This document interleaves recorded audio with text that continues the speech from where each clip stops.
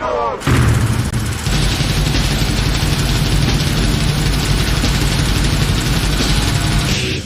yeah. Hello, everybody watching on the tubes and the itch. Welcome to episode 83. 83 weeks? I think so. Episode 83 of the Shadow Cult podcast, and we've got a fivesome up in here for you ladies. Yeah, baby. Myself, Scott, Walter, James are here, as well as the little kid of the family, Ricky. Mm-hmm. Yeah. The little Send kid your who postcards to Levi. The little kid who snuck in a cart into an airplane only to realize he's been stuck there like, Mama, no! I don't want to, I need an adult. I need an adult! Oh, Ricky. Anyway. But anyways. So yeah. The last time I was here. It's not been that long since you were last here, but maybe a month ago. A month ago. If that. Anyway, so episode 83, continuing on Royal Rumble season. Not doing a full review this week. We are doing the first of two top 10s. And this one, the top 10 Royal Rumble match performances. Now, what some people might ask, what do you mean by that? We're talking about the best performances during the Royal Rumble match itself. Not including Greatest Royal Rumble, since that's not canon. Talking only about from 88 through last year on the Royal Rumble show. The Royal Rumble match itself. And people might think, well, what do you mean by with performances? Whether it's eliminations, Iron Man, or a combination of both, for the most part. For the Rumble match, because there's some moments that were like, damn. Yep. Oh, yeah. Damn. Damn. Damn you all to hell! Damn all. What deuce? Victory stewies. Nice. Damn you, vile woman. Oklahoma boy, University of Atlanta. Oklahoma boy, Georgia University. Real athlete. God damn. God damn. God damn. That was the dialogue that went down when Ross was showing Goldberg to Vince. God damn. JR. God, my God. This is one some bitch that's gonna make us a shitload of money. That was according to Pritchard. Vince went, God damn. And JR followed with, God damn. God damn. My God.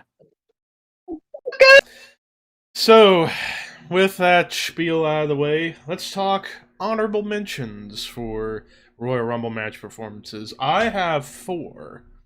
I was going through making this list last night, going through all the matches, determining what performances I think were the most impressive. First is a tie, because it's two guys in the same match, Edge and Randy Orton from last year, going coast to coast, starting the match, ending the match at 58 minutes, 30 seconds. Only Edge getting eliminations, though, with 3. But the fact that they did this for the first time since Shawn and Davey in 95 were the top 2 go coast to coast from the beginning to the end of the match. Randy almost didn't spend that much in the Rumble match. Remember, Randy was out of it for like 50 minutes plus. Started brawling each other outside the ring, and then they took him out for the bulk of it. Like with Vince and Austin, but better. Yeah.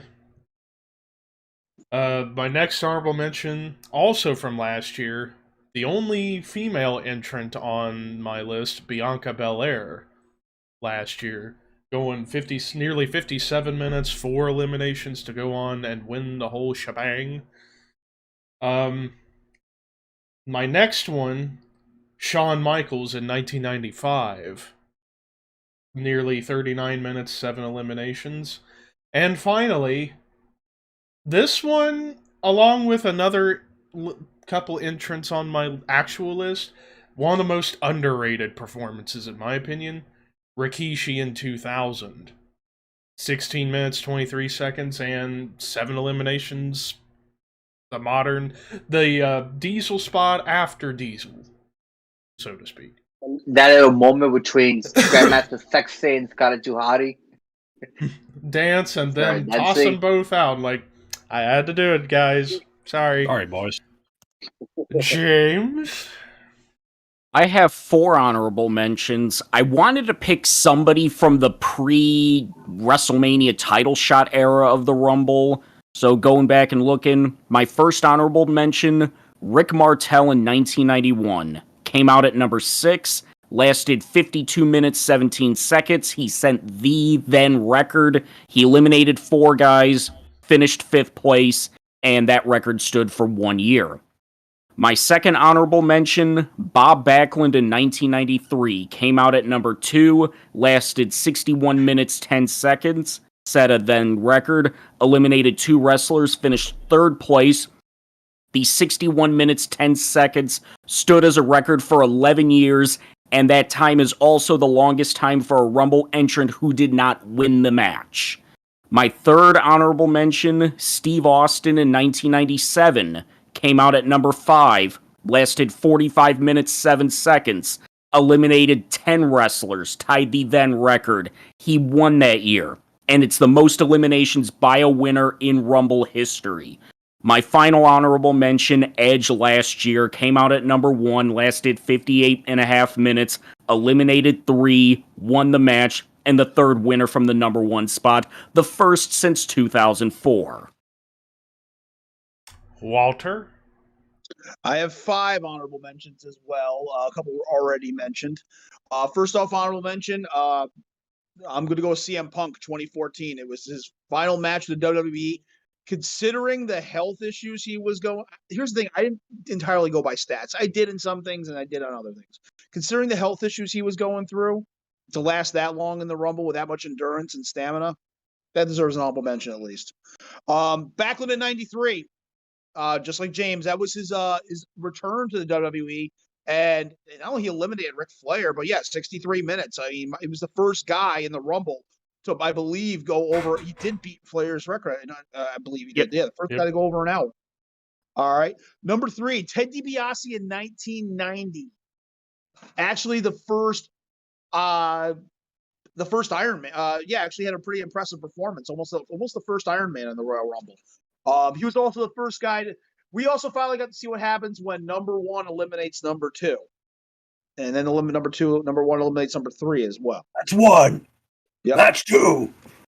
Hit Jake's music. This may be an odd position for an honorable mention to be in here because this is someone who did not win, nor is he considered the Iron Man of this battle royal. But he was for about, but he lost that spot in Bushwhacker Luke. No, Greg the Hammer Valentine, 1991. Ooh, nice. Great performance, 45 minutes. Just turned babyface. Just turned babyface. I was baffled as a kid. I thought he was still a heel when I watched it, but he went 45 minutes. The best last hurrah for Greg before leaving the company towards the end of the year. Just a great test of endurance. And my final honorable mention, only because it gets talked about a lot because it does hold a particular record. Santino Marella, 2008. 1.9 seconds. Yep. I wasn't ready. I was not ready. I go in. I was not ready.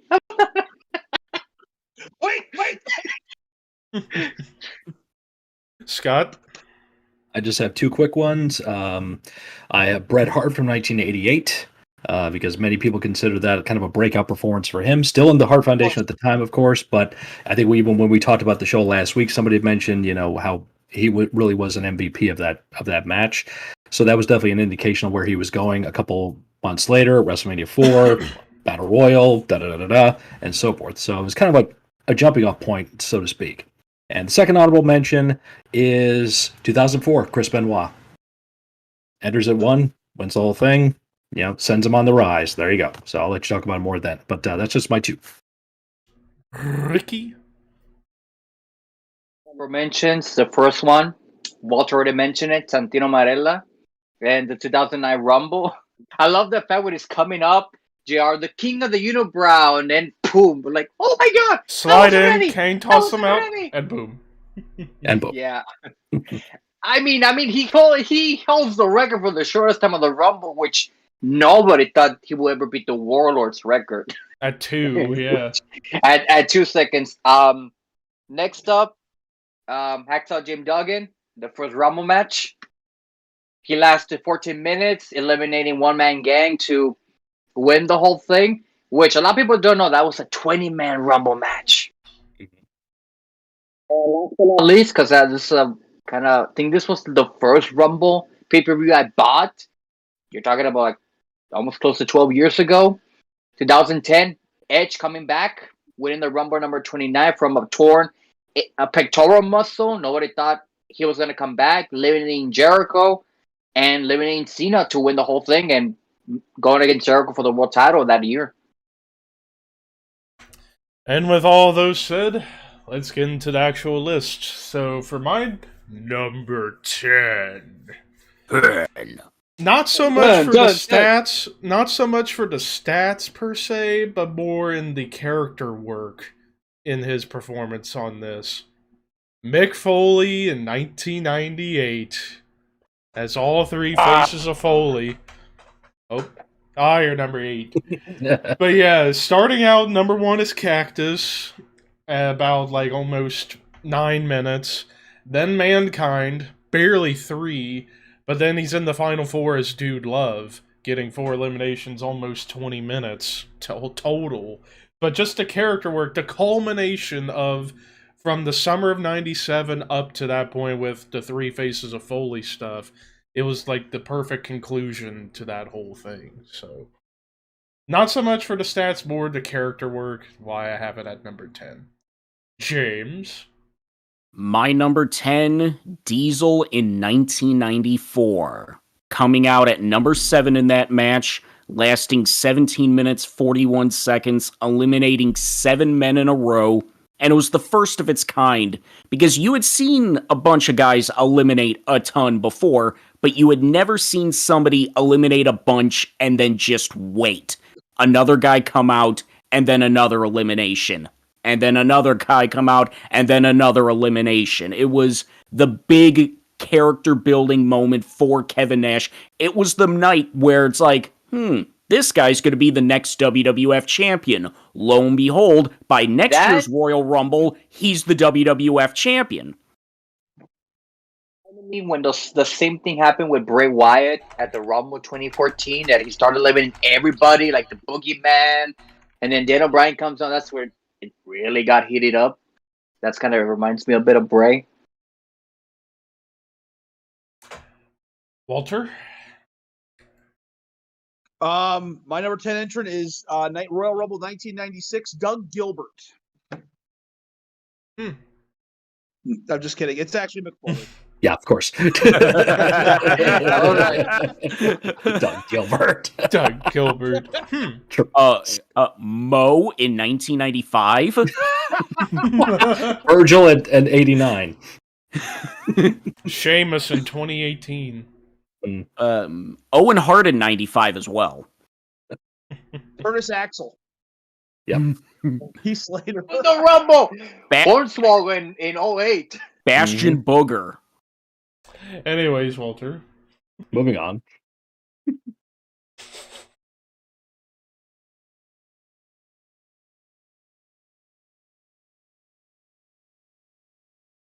First to Walter.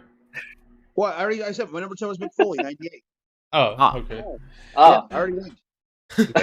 Well, we thought you were going to expand upon that. We started running off names there. Yeah. Oh, okay. Because you said Doug Gilbert. Right. No, I know. Yeah, it threw us completely off. Like, what? Huh? Wow. That's why I giggled earlier. My number 10 is the same as Levi's number 10. Yep. McFoley, so for the same exact reasons, too, so no need to further explain. Scott. My number 10 is my only tie on the list because these two guys were both rocking that Rumble pretty much right behind each other. 2006, Rey Mysterio and Triple H. They both are in there for a mega long time. Which one is it? No, wow. Both 8 in there. and 4. Ray sets the record at the time there. Triple H, though, is right behind him with staying in there as long as he did. So you got to give a lot of credit to both those guys mirroring each other in that match. Yeah, okay, I know, Internet. Ray lays down for like half the match. Please. Get in one and tell me how it works, okay? Then I'll let you know. The moveset. I didn't do anything! How do you do that? You're burying him! But he's only got a 5-move moveset. You almost got him. Oh my god! Dean The arm- Malenko would have been better. Because he has a 500 moves. He's got more moves in his moveset. Malenko should have been champion! I have a question! I'll save it. Do you remember that Too soon for Rumble? funk. Too soon for funk. I'll save it. Triple H's reaction when he got the number, it was like, I thought I was like, I'll see you out there, Yep. or maybe I won't. Mhm. Yep. So that's my number 10. Ricky? My number 10 goes out to the 2016 Rumble match. Triple H winning the Rumble. This was the second time that the WWE Championship was on the line. Of course, give it Reigns some credit from starting all the way to number 1. He lasted, I want to Till say, the final 3. yeah, I want to say Yeah, what it was Missed a half chunk the of match though. Right. Yeah. There yeah. is that. factor. He lasted what, a good chunk, like 50 minutes, 50 plus. maybe take it. Minus about half of it. But I mean, we knew that Triple H was gonna get him eventually, and of course, if you connect the dots, that was the most logical one, the Rumble match. And Number 30. even though I had a feeling he was gonna be in the Rumble, I still got excited. I was like, "Oh my God, they're actually gonna pull the trigger on Triple H becoming world champion for the 14th time," which is, to me, it's still weird to say 14th time. I already got accustomed to saying 13th time. But, Triple H winning the Rumble. I think he was, at the time, what? Triple H. 46. He's not the oldest to win the Rumble, is he? No. Vince was older. Vince, but somewhere around there. But I was like, my God, I mean, he got ripped, he got jacked up, he got in shape. I was like, dude, this is the game I've been wanting to see for a long time, man. I still like this match. I like this Rumble match. Really one of my favorites. But number 10, Triple H 2016. Nice. Number 9. 9. My number 9. Oh yes. My number 9 is it's a performance from one of the worst Rumble matches of all time, but it was literally the best thing about this whole match.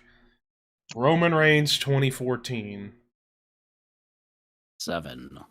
Oh. Okay. Lasting nearly 34 9. minutes and My number 9. Yep. lasting nearly 34 minutes, and at the time breaking the elimination record for a single match at 12, breaking Kane's record, and lasted to the final 2. And it was just to go to show how bad this Rumble match was when you had Batista in there. And yeah, this was when we were mad that Daniel Bryan didn't get his shot in the match, considering how they started the storyline with the Authority, and that we find out later they had no intention of finishing it. What was going to happen was Batista win the belt at Mania from Orton, and use the belt to promote Guardians of the Galaxy. Thankfully, that changed, because guarantee you, if that plan stuck, but if I was there at the Superdome, it would have been burnt to the ground, and I would have been there in person to see it. But regardless, Roman, literally the best thing about this whole match was his performance, just going out there and just dominating. Even the little teases of the Shield imploding when he eliminated both Ambrose and Rollins towards the end. And the fact, and just whenever you got to Batista and Reigns in the final two, and the fans were just so mad of Batista winning, possibly winning, they just wanted Reigns to win out of spite.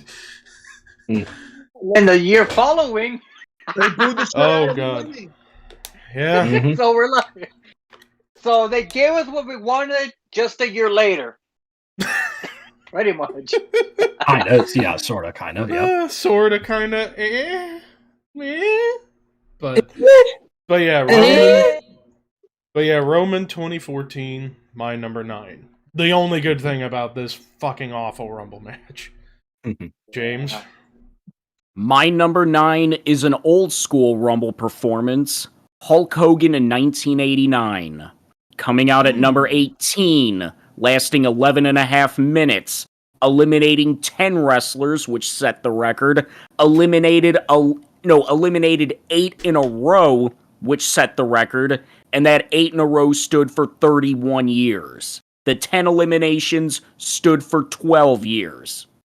Like, this was the original dominant Rumble performance. Granted, one of those eliminations was after he was eliminated, but still.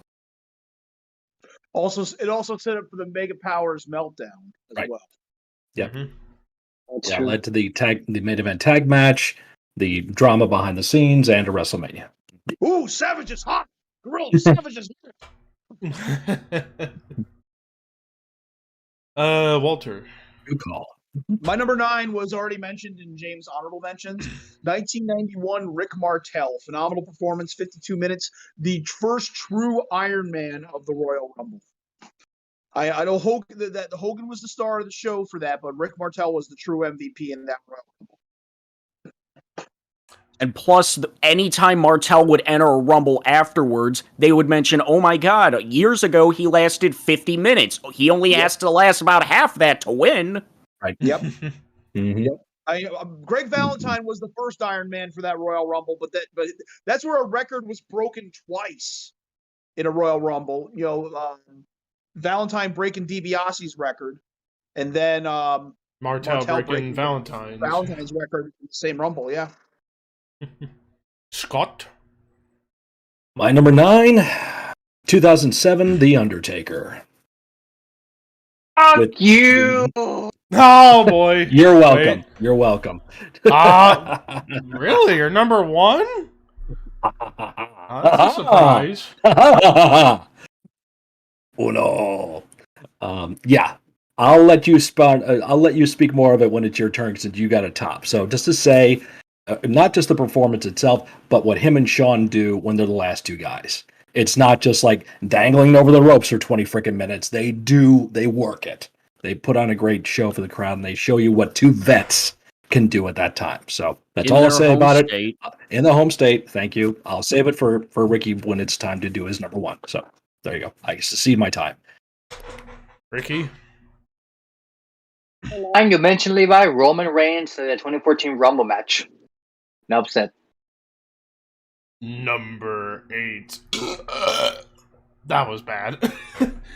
My number 8, already spoiled by James. Bob Backlund, 1993. Yeah, breaking at the time the Iron Man record at 61 minutes, 10 seconds, 2 eliminations. And yeah, for his return to the company, yeah, what a hell of a way to come back to last that long and last to the final 4 of the match. And while, yeah, one of the most underwhelming Rumble matches of all time, still Backlund was probably the best thing about it overall. Yes, because especially the whole story of he wants to be WWF champion again. This is the first year where the title shot goes to the winner. It's like, this is his golden yes. do what he wants. I thought it was going to happen. I thought he was going to get it. I really did. James? My number 8 is Triple H in 2006. Coming out at number 1, lasting 60 minutes, 16 seconds, eliminating 6 wrestlers, finishing in 3rd place. The 60-16, second longest time for a Rumble entrant who did not win, and it's the longest time for a non-Iron Man in Rumble history. This was Triple H going out there and saying, oh, you think I'm just living off the McMahon name? Well, I'll fucking show you. I'll go out there for an hour, and I'll put over Rey. Mm-hmm. Walter? My number 8 has sort of been mentioned. It was again another one of James' honorable mentions, but it's also a tie. I do have a couple of them in here. 2021 Women's Royal Rumble, Bianca Belair and Rhea Ripley, star-making performances out of both of them, and they're both still riding that wave. Scott? My number 8's already been mentioned. It's Mick Foley, 1998, Three Faces of Foley. What more need to be said? Ricky? 8. Kane, 2001, setting the record at the time for the most eliminations. This is where we're going to start repeating a lot of names, it sounds like. I mean, come on, it's Kane from Taz to... Oh, What shit. your camera. From Taz to no camera. Taz to black. Sorry. Hook cut off okay. the feed. It got cut off. I'm back. I thought you went NWO for a minute. No, World Order. Turn the light on. Oh. I mean, NWO from Ricky. Taz to freaking Drew Carey, of all people, Drew Carey. I mean, Kane... That's a challenge elimination for Kane. Huge. Challenge elimination. Yep. Made him a legend. 5-star. Come on, and he set the record, which was broken until Roman broke it in 2014. So that record stood for almost 13 years. 13 years. Yeah, He eliminated The Rock. Dead. That's right. Number 8, Kane in 01, setting the record. My number Levi's 7. Anyways, my number 7. Chris Benoit, 2004. I mean, at the time, breaking the Iron Man record, 61-30, 6 eliminations. Enough said. James? My number 7's already been mentioned. Roman Reigns 2014 coming out at number 15, lasting almost 34 minutes, breaking Kane's record with 12, although it should actually be 11 and a half. Good point. That's true. Point well taken. But no, it's 12. Runner-up, and the 12 eliminations stood for 12 years. No, not 12 years, 6 years. But still, what a hell of a performance. Exactly. Yep. Undeniable. Walter? Number 7, already been mentioned a couple times. 1994, Big Daddy Cool, Diesel. First true, although now that I think about it, James had to give me the stats on Hogan in 89, and I didn't realize that. But Hogan didn't come off like a monstrous beast in it, though. He was being Hulk Hogan. He was hulking up on everybody. Diesel, this is where like the first true like threat, true monster threat in the Royal Rumble, which of course was emulated and escalated by Kane eventually. But yeah, Big Daddy Cool, Diesel, star-making performance. You're gonna be hearing me say that a lot. Completely shocked. Looking back in hindsight, I'm shocked they didn't have him break Hogan's record, especially with Hogan being gone and pretty much in WCW at that point. He got a standing ovation on the way out too. He got over that Rumble after being involved in the 9-on-1 murder of the Undertaker. Yep. Scott? My number 7's been mentioned already. 2001, Kane. 11 eliminations. Make him the true monster. End of story right there. Done. Ricky? 7 is really an odd one, but to me, that's one of my personal favorites. Kane in the 2004 Royal Rumble. Now, Kane didn't do any eliminations. I think he did one, if I recall. But he just came in the ring, started choke slamming everybody, cleaning house, and then the next entry, which was Gong, his reaction, he just freaked the fuck out. Like, it was like, no, I buried you alive! there's no way. Then Booker Mhm. T eliminates his ass, and then Spike Dudley comes out. Which, did Spike Dudley ever enter the Rumble? No. Nope. He's still in the 2004 Royal Rumble match. He's still in the Rumble. 18 years later. Mhm. He's still A in lo- the match. Along with Rumble, Nasty people never Boys, enter the Rumble. along with Nasty Boys, Sting and Hawk having their tag match. It's been 18 years since the 04 Rumble. Holy shit. I know. Dude, let's not get started on Okay. time here, okay? It's been 30 years since the 92 Rumble.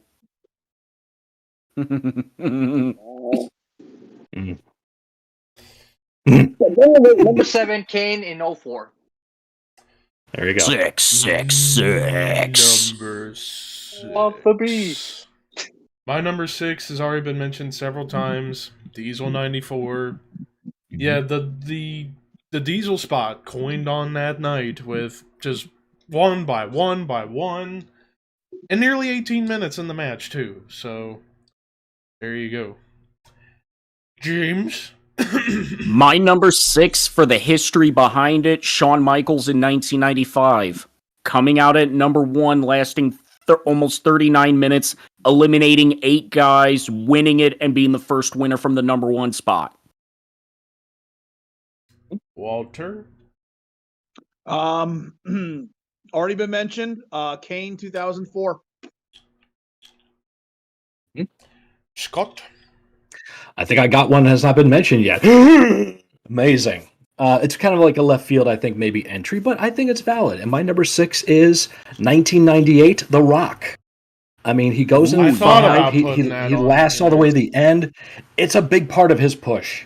You know, it is a really big factor to say, boom, here is a new star that you are going to be able to. Yeah, he was already prior, all that time is on the rise and all that stuff, but this really seems like it was a coming out party, if you will, for him to say, you're going to get a lot of time in here. He comes in at 5 and he's there till the end. It's like, okay, do it. Get over. And Last 50 minutes. Yeah. So coming off of wrestling effort. like 15 minutes against Shamrock earlier. Right.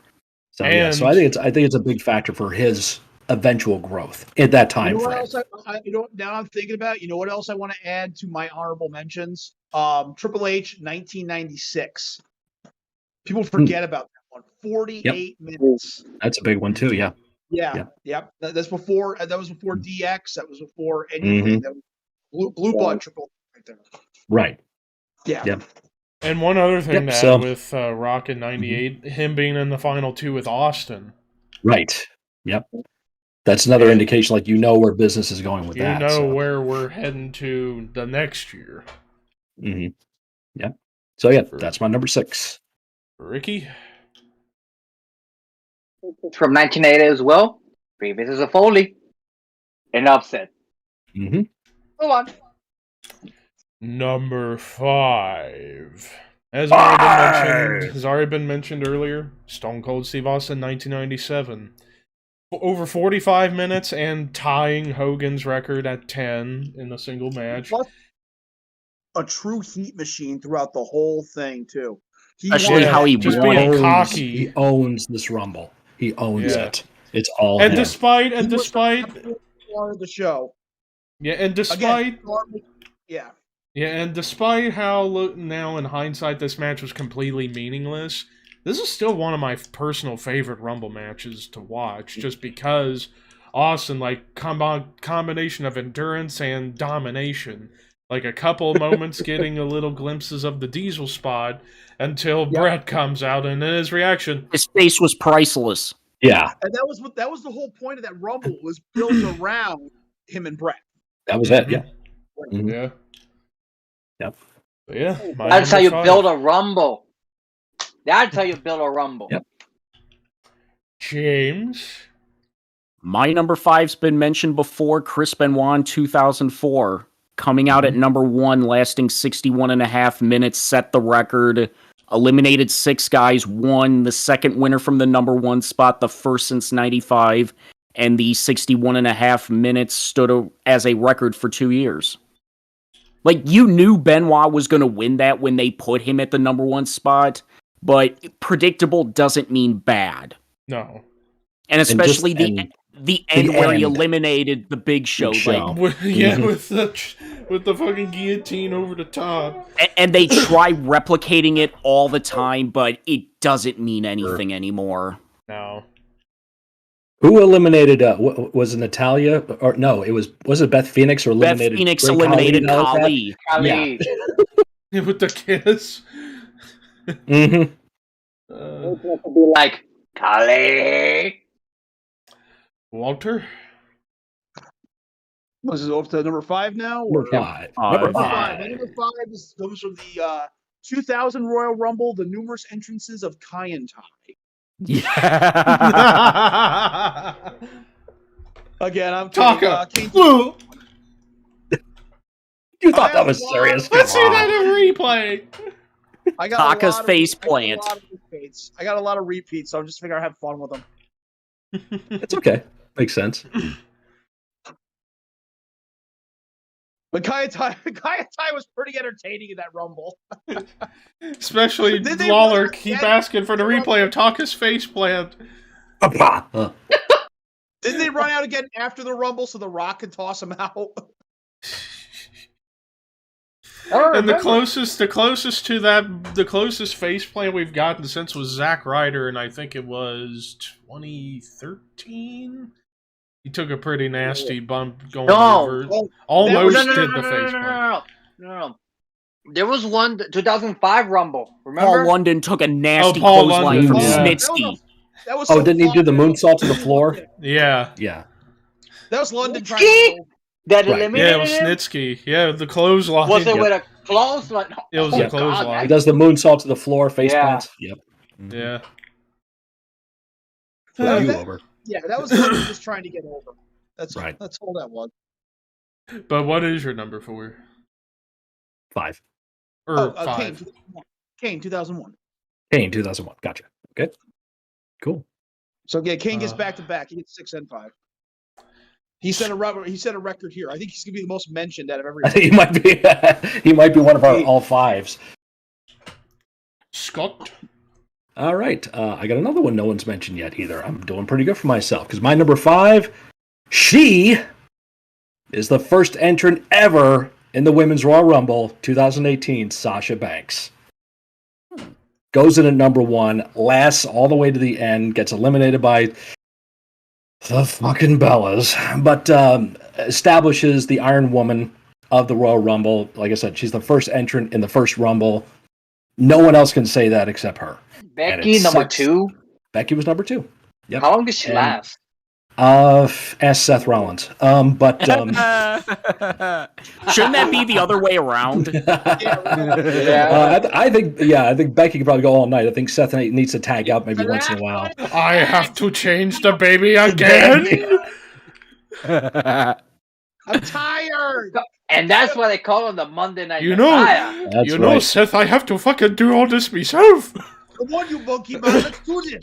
No. And you tell your friend Kenny he needs to get the fuck out. I need a drip god. Get your fucking arse in here and change a fucking diaper.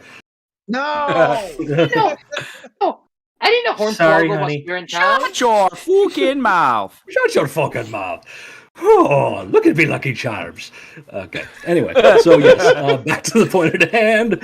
My number 5 is Sasha Banks, and it sucks we get the news about her that she does have an injury. She's going to be out 6 to 8 weeks.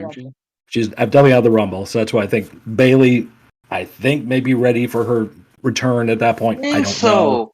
So It- is it 6 to 8 weeks legit, or is it 6 to 8 weeks Cena time? Well, I think it's legit because It depends. Nobody has Cena powers. No, But with they ran out Bayley of the coming whatever to it is they give Rumble, Captain America in the fucking movie. They ran out of it. So, yep, that's my number 5, Sasha. Ricky?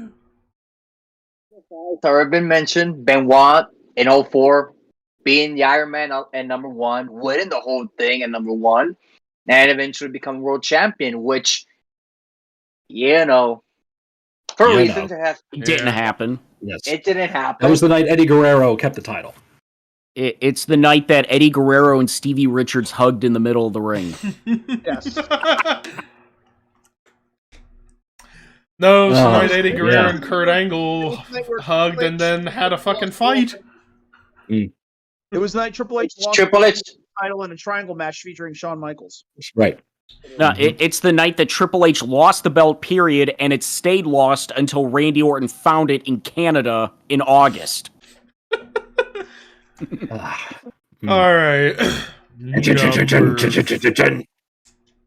Chris Benoit is here. Oh god, Eddie's I just came up. Chris I just came up Benoit is really here. bad. Eddie's really angry. No, I just came up with even worse lists right now, and I cannot say them. God. What would Terry Funk think of Chris Benoit? Oh god. Who the hell is Chris Benoit? Are Benoit set of balls? Cause let me tell you something, boy. Down at the Double Cross Ranch, I raise balls. Those balls are there all day long, all night long. That's why any man from Texas and my friend here, Ricardo, can tell you the truth. You got more balls in Texas, cause everything's bigger in Texas. Clip that.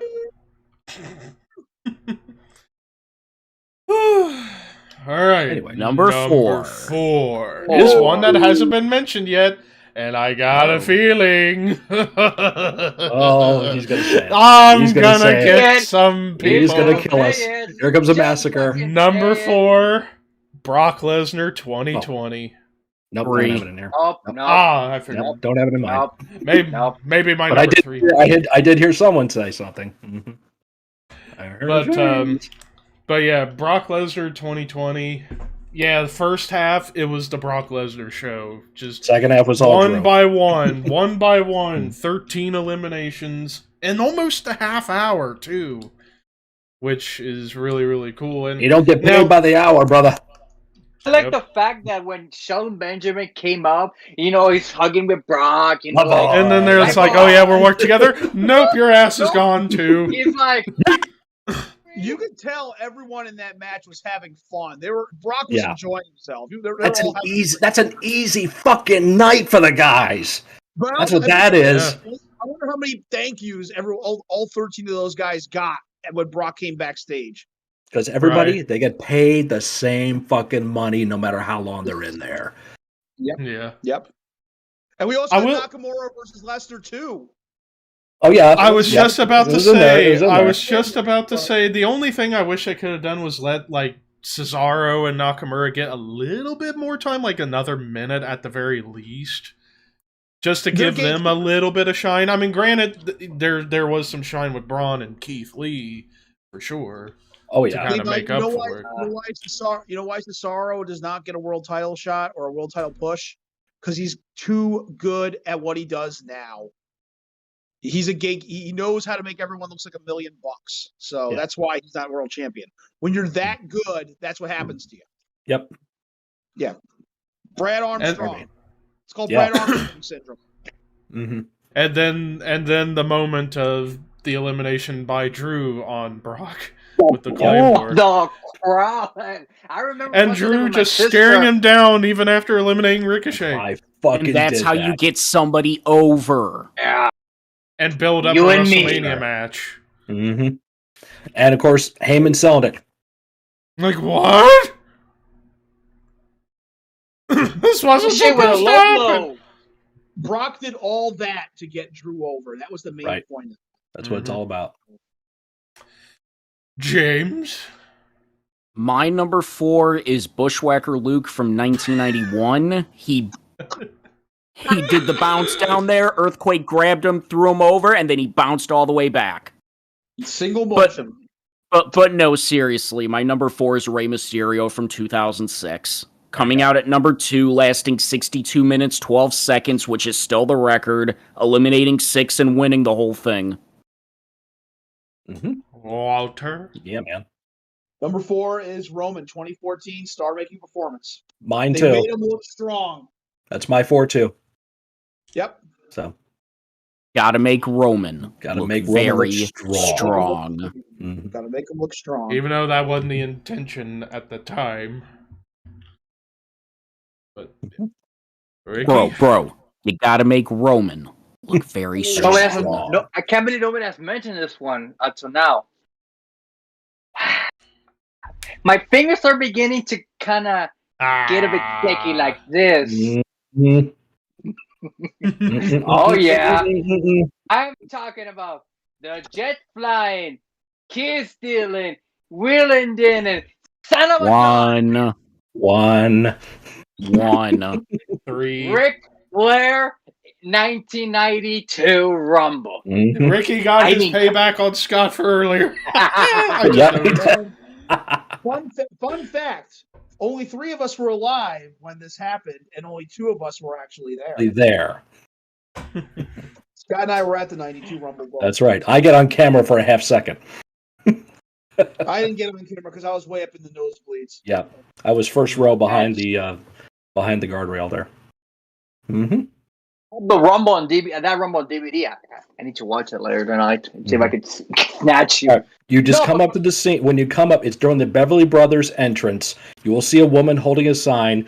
On the 8th day, Gorilla Monsoon was created. Something like that. On the 8th day, God created Gorilla Monsoon, and Gorilla references it. Right behind that girl, his name is Valerie. She was my friend Dave's sister. Dave is standing to the left of her with a camera, and as the camera pulls back, you'll see a schmucky 17-year-old with Road Warrior Hawk face paint on. That's me. You got the picture. There's a picture of you and Lee on front. You put it. Yep. Did you put a picture of you and Lee? Yep. Yeah, it was me because Lee did his face like Animal, so we both had those red Legion of Doom T-shirts. And I think that show we bought the fucking foam pads they had. We had that set. Nice. I had them years ago. I wish I still had them, but I don't. But yeah, I was 12. We right. I was 17. My dad moved us down to Maryland. Here's the funny thing. We moved us down to Maryland as a way to cheer me up. He took me to Great American Bash 1991 at the Baltimore Arena. Oh my god! Wow, what a cheer up! Thanks, Dad. Wow. You'll love the show, son. It'll be great. I was at the worst pay-per-view of 1991, and I was at the best pay-per-view of 1992. There you go. We want Flair. We want Flair. Not just the worst pay-per-view for WCW 91, the worst pay-per-view WCW, period. Finito. Debatable, but it's up there. But yeah, we lived there for about 6 or 8 months. Moved back to New York because my dad he wanted to go back to New York, but this wasn't working out. And as a sorry for wasting 8 months of your life down south, I'm going to take you to the Royal Rumble. Because it was an hour away from where we lived. And yeah, that was that. And I am nowhere to be seen on the pay-per-view. I'm way up in the nosebleeds, maybe a dot of mine. Mm-hmm. You could still probably see Sensational Sherry's tits from all the way up there. Oh, Sherry was Yeah, Sherry was pretty much radar hot at that time. Mhm. That was yeah. She was looking good. Yeah. she had a fucking booty. Oh my god. Yep. Mm-mm-mm. Foodalicious. I always felt very sexy when Sherry yelled and was pissed off. Praise booty. Oh yes. The raspy in her voice. Oh, wait, no, she's a screamer. Yeah, that's right. Mm-hmm. Number 3. Ricky just spoiled it for everybody. It's Ric Flair 1992. Mm-hmm. The 60-minute man. 60 minutes, 2 seconds, 5 eliminations, winning the title. What else can I say? James? My number 3 has already been mentioned. Brock Lesnar 2020, lasting 26 minutes, eliminating 13, which is the record, eliminating 13 in a row. The first person in Rumble history to eliminate 10 plus participants in a row. Like, I swore heading into that Rumble match, okay, he's either going to eliminate all 29 or he's going to eliminate 28 and then number 30 eliminates him. And it's like, oh shit, they're actually going to do it. And then Ricochet gives him a low blow and then Claymore kick. And the place goes fucking crazy. Crazy. And WrestleMania slow down to a screeching halt. Yeah. Yeah. Because Ricochet just won the Royal Rumble. Yep. The last good pay-per-view before the pandemic, because I don't count Elimination Chamber. Yeah, that show was Yeah. No. But Brock in 2020 was fucking amazing. Mm-hmm. 20 right now, he's fucking amazing. Shut up, Paul. Oh yeah. I love him so much. He's my tribal chief. What did you Shut just up. say?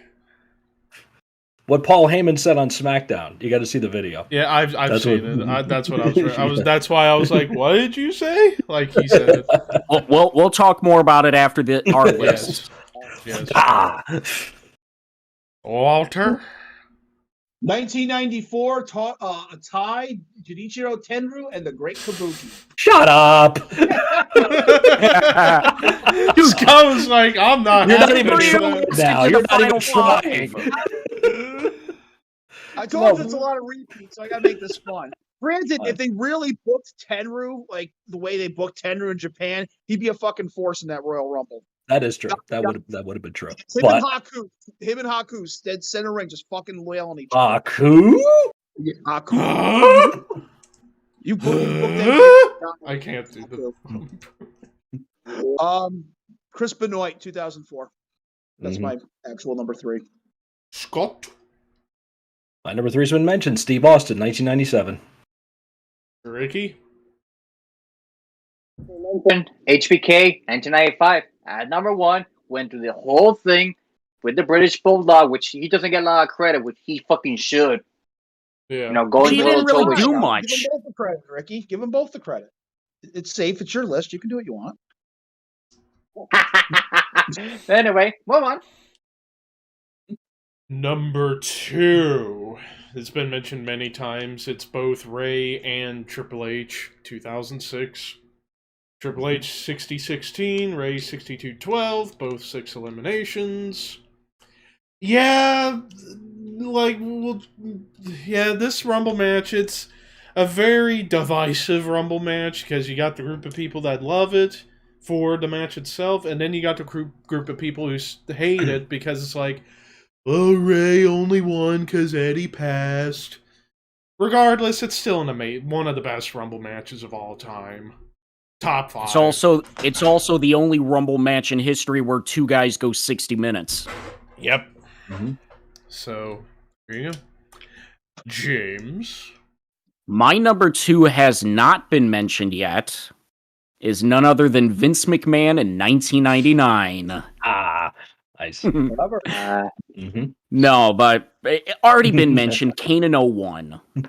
Coming in at number 6, lasting 53 minutes, eliminating 11, which was the record, the runner-up, and for a guy 300 pounds in a mask, going almost an hour, like, that's fucking impressive. I don't care the work side of it at all. It's like, dude, 7 foot, 300 pounds going 60 minutes, close to it. Yeah. Walter. Number 2, 1991, Macho Man Randy Savage. Yes! 31 years later, still in the match. Still in the match. He hasn't been in the ring yet, but, you know, he's a little bit late right now, too. Brock Lesnar 2020. Scott. I was totally going nuts watching that Royal Rumble. I was loving every bit of it. One, because the internet fans were fucking crying their eyes out and threatening to boycott and cancel them.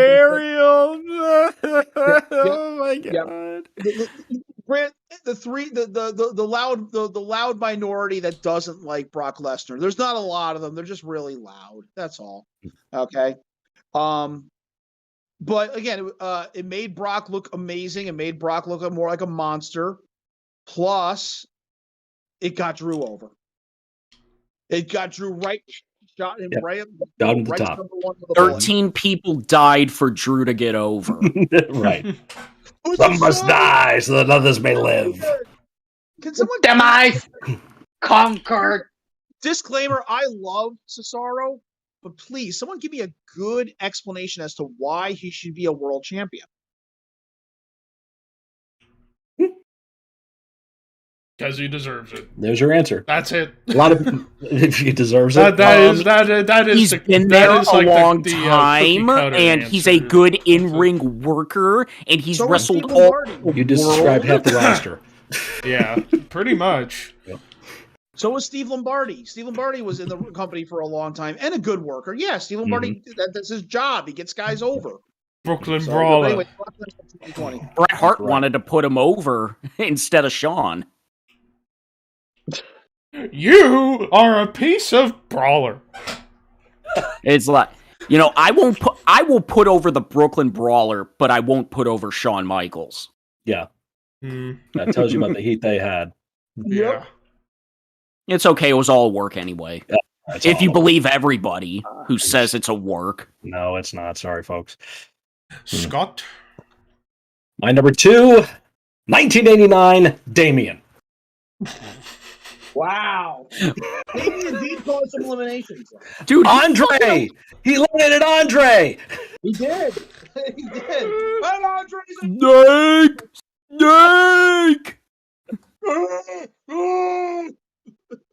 No. But seriously, number So, two, Shawn Michaels, 1995. so technically, time out. Now you brought about Damien. So technically, he's the only animal to enter the Rumble match. He becomes a Torito. He wasn't. Unless you think of Torito's actually an animal. He did eliminate Andre. He did. Oh, my God. Wasn't Jake. It was Damien. But as I said, no, number 2, Shawn Michaels, 1995. And I think you can put an asterisk with 96, too. Because he eliminated, like, He eliminated the same 8 or amount of 9? people in 95 and 96, 8. Yeah, so... And in 96, he eliminated Vader and Yoko at the same time. Yeah. Like, They count for 2 apiece. Come on. So let's be Good real job, Dave Coulier. I don't even get that joke. But I saw the tweet. We're watching Rumble '92, and this is when Shawn. I told my daughter, I'm like, okay, this is not Shawn's first Rumble, but this is his first Rumble as Heartbreak Kid Shawn Michaels. And she goes, look at his hair. It looks like first thing she does, his eyes are normal. The Google eye. Aww. Googly eye. And then she goes, in his hair, she goes, he looks like Uncle Joey from Full House with a mullet. Right. Cut it out. Please. So her and my oldest daughter are now because my oldest daughter, Shawn Michaels, was her first wrestling crush, her first wrestling love. They're now fighting on social media now over this because Mariska dared insulted Cece's guy. Uh-huh. Yeah, and of course, my daughter loves Daniel Bryan. I think is Daniel Bryan the favorite right now? I don't know. Cece's like saying at least Shawn Michaels has shit in dirt and bury it outside or something, whatever he did. Because Daniel Bryan took a shit outside and buried it. Tell the daughter that's not how composting works. But anyway. Ricky? Ricky, number 2. Number 2. Ooh, Rey Mysterio and Triple H, 2006 Royal Rumble. Mm-hmm. If not upset. I set the tone for that one. Nice. All right. Number Last one. The greatest performance in Royal Rumble match history goes to Johnny Knoxville, Royal Rumble 22. Yes! Yeah. I was gonna say and we're Tom done. Brady 1998, but that's even better. Oh, man. No, I got one that tops them all. Al Snow 2000. How many of the guys you think locally all got together at like Kenny Casanova's house to watch Brandy in the Rumble? Yes. And we know him. Yeah. Bitter old.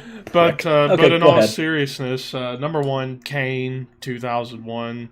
Just for the combination of being the Iron Man and the Dominator of the match. Kind of like Austin in 97, but longer and more done. Coming in at number 5, 6, somewhere in there. 6. 53 minutes, 46 seconds, and at the time breaking the record for the single match with 11. And James basically took the words right out of my mouth. It's nearly 7 foot tall, 300 plus pounds, in a mask, out there doing like the combination of what the big guy usually does by just tossing everybody, but doing what the smaller guys do, and that's just last a long fucking time.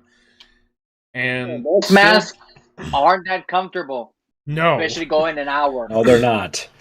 no.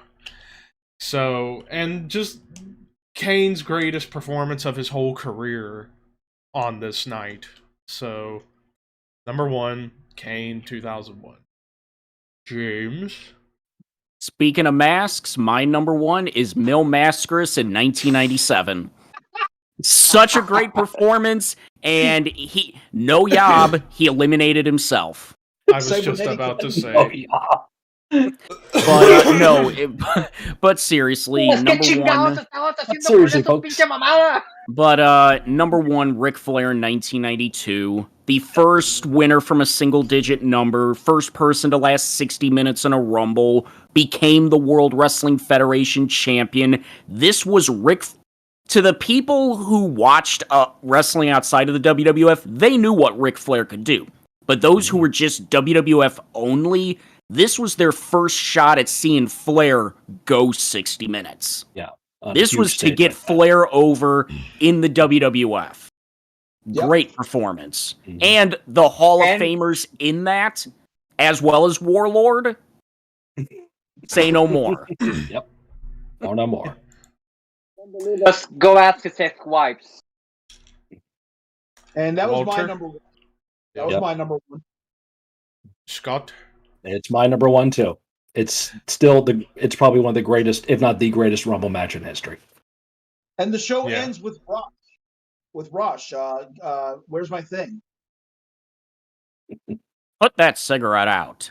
Yes. What's that cigarette? I was I got actually beer watching. in my I was watching the Broken Skull sessions with Ric Flair and Fool the other day at work, and yeah, when they watched that back, Austin about pissed himself.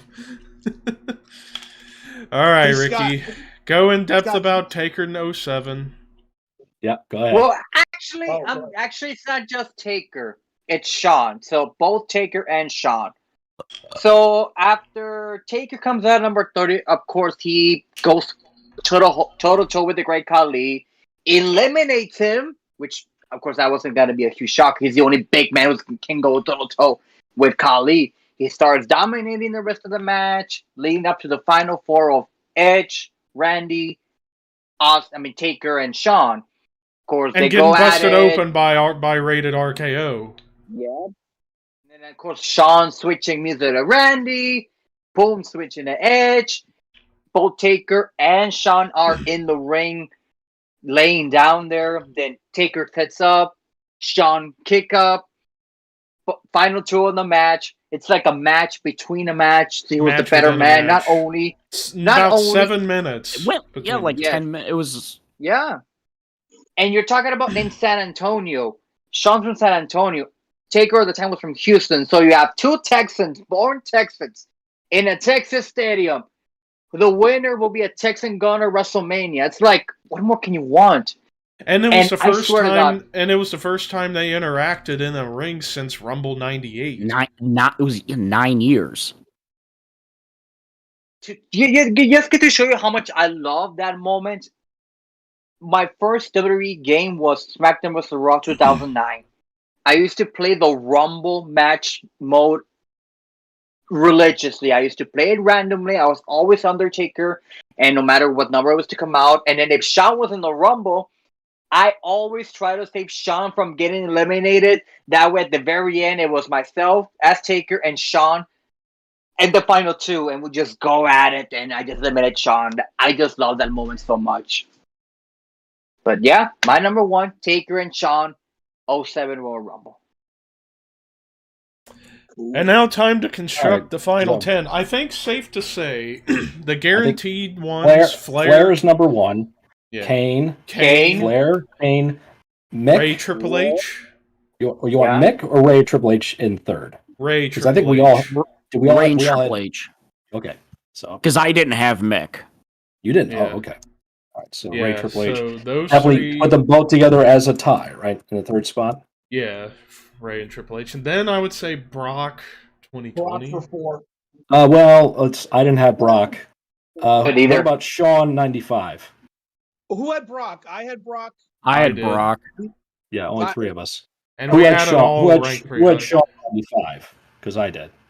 I think everyone had Shawn. 95. I had Sean. Honorable Yeah. mentions for me. Yeah. Okay. So did you have him, Walter? No. No, honorable mention. Honorable mention. Ben All right. Watt. Yeah, we all Oh, have hang Ben on, so Watt. we're Benoit still top getting 10, yes. Bunch of us had that. Bunch of us had Benoit. I just had him as an honorable mention. So Diesel. Couple of us, a couple of us Yep. had Diesel. Couple of us had Austin. Reigns. We all had Reigns. Yeah, a Um, few yeah, of us we had had Roman. Reigns. Yeah. Yeah, I think Reigns should probably be Where's 6. 01 Kane? Is Kane number 2? Kane's number 2. Yeah. Yep. What year was Diesel? 95? 94. 94, thank you. Backlund 93. Yeah, a couple of you had that. Yeah, I had a Let's number see. 8. Number 8. So let me put Backlund number 8. I think we'll do this. 90. Backlund was 93, you said? Yeah. Yep. Right. So 9. 9 we'll do Sean. 95. 10 Benoit. 2004. So tell me if this sounds good. So for our compiled list for greatest Royal Rumble performances ever, As of right now. as of this moment, number 10, Chris Benoit, 2004. Number 9, Shawn Michaels, 1995. Number 8, Bob Backlund, 1993.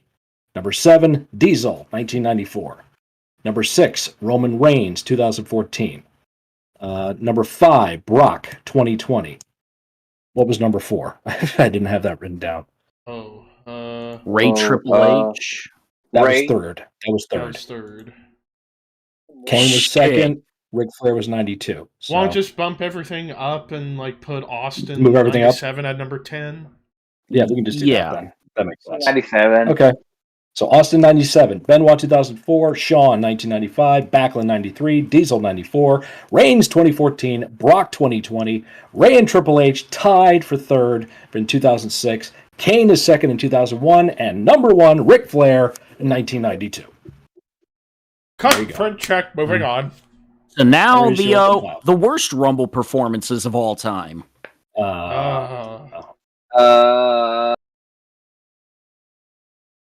Vicky Guerrero? Like Vince in 99.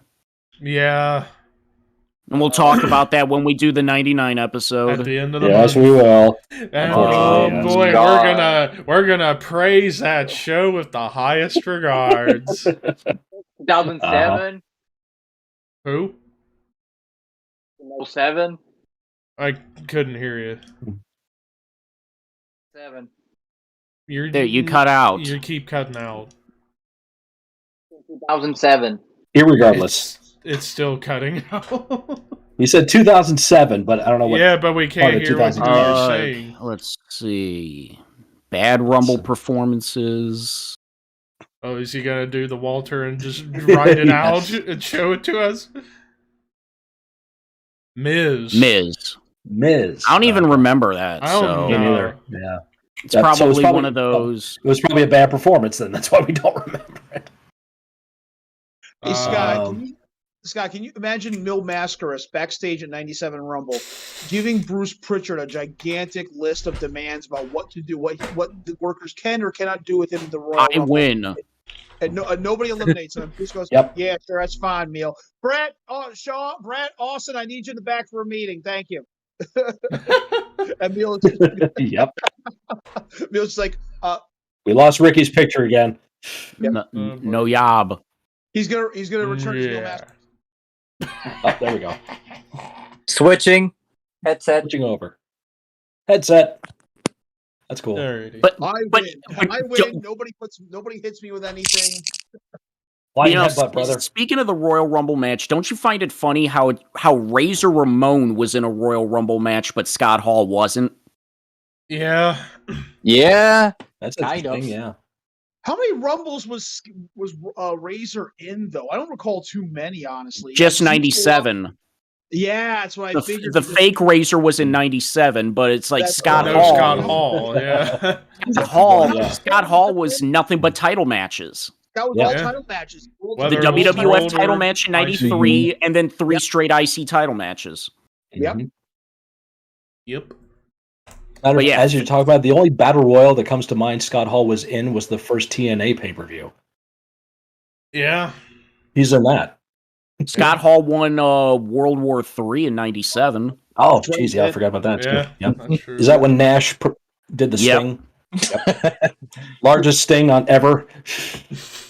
Oh my That God, was- it's Sting! That was Except when it's Kevin Nash. That was Sting finally chose his side that night. Mm-hmm. What? No, it was uncensored is when Sting chose his night. Yeah. I Yep, think. that was uncensored. Yeah. See, we should do some 97 pay-per-views. Yeah. The This best year, Sting yeah. entrance is when they have the dummy come down too fast. Sorry. Wow. And Kevin's like, oh no. Ah, it's another dummy! Oh. And he goes through the ring and then under, and then they unmask, and it's the real Sting! Oh my God! Ah! And he couldn't even get unhooked from the thing. He just still beats up everybody. Yep. Just feed Sting. That's all you can do. You can't do anything, guys. Just feed him. Gotta make him look good. Make Sting look strong. Dude, that was the whole thing with Sting for that year plus. It's like, yeah, Sting, you are the strongest guy in the world, but you better get a tan or you're fucked. Yeah.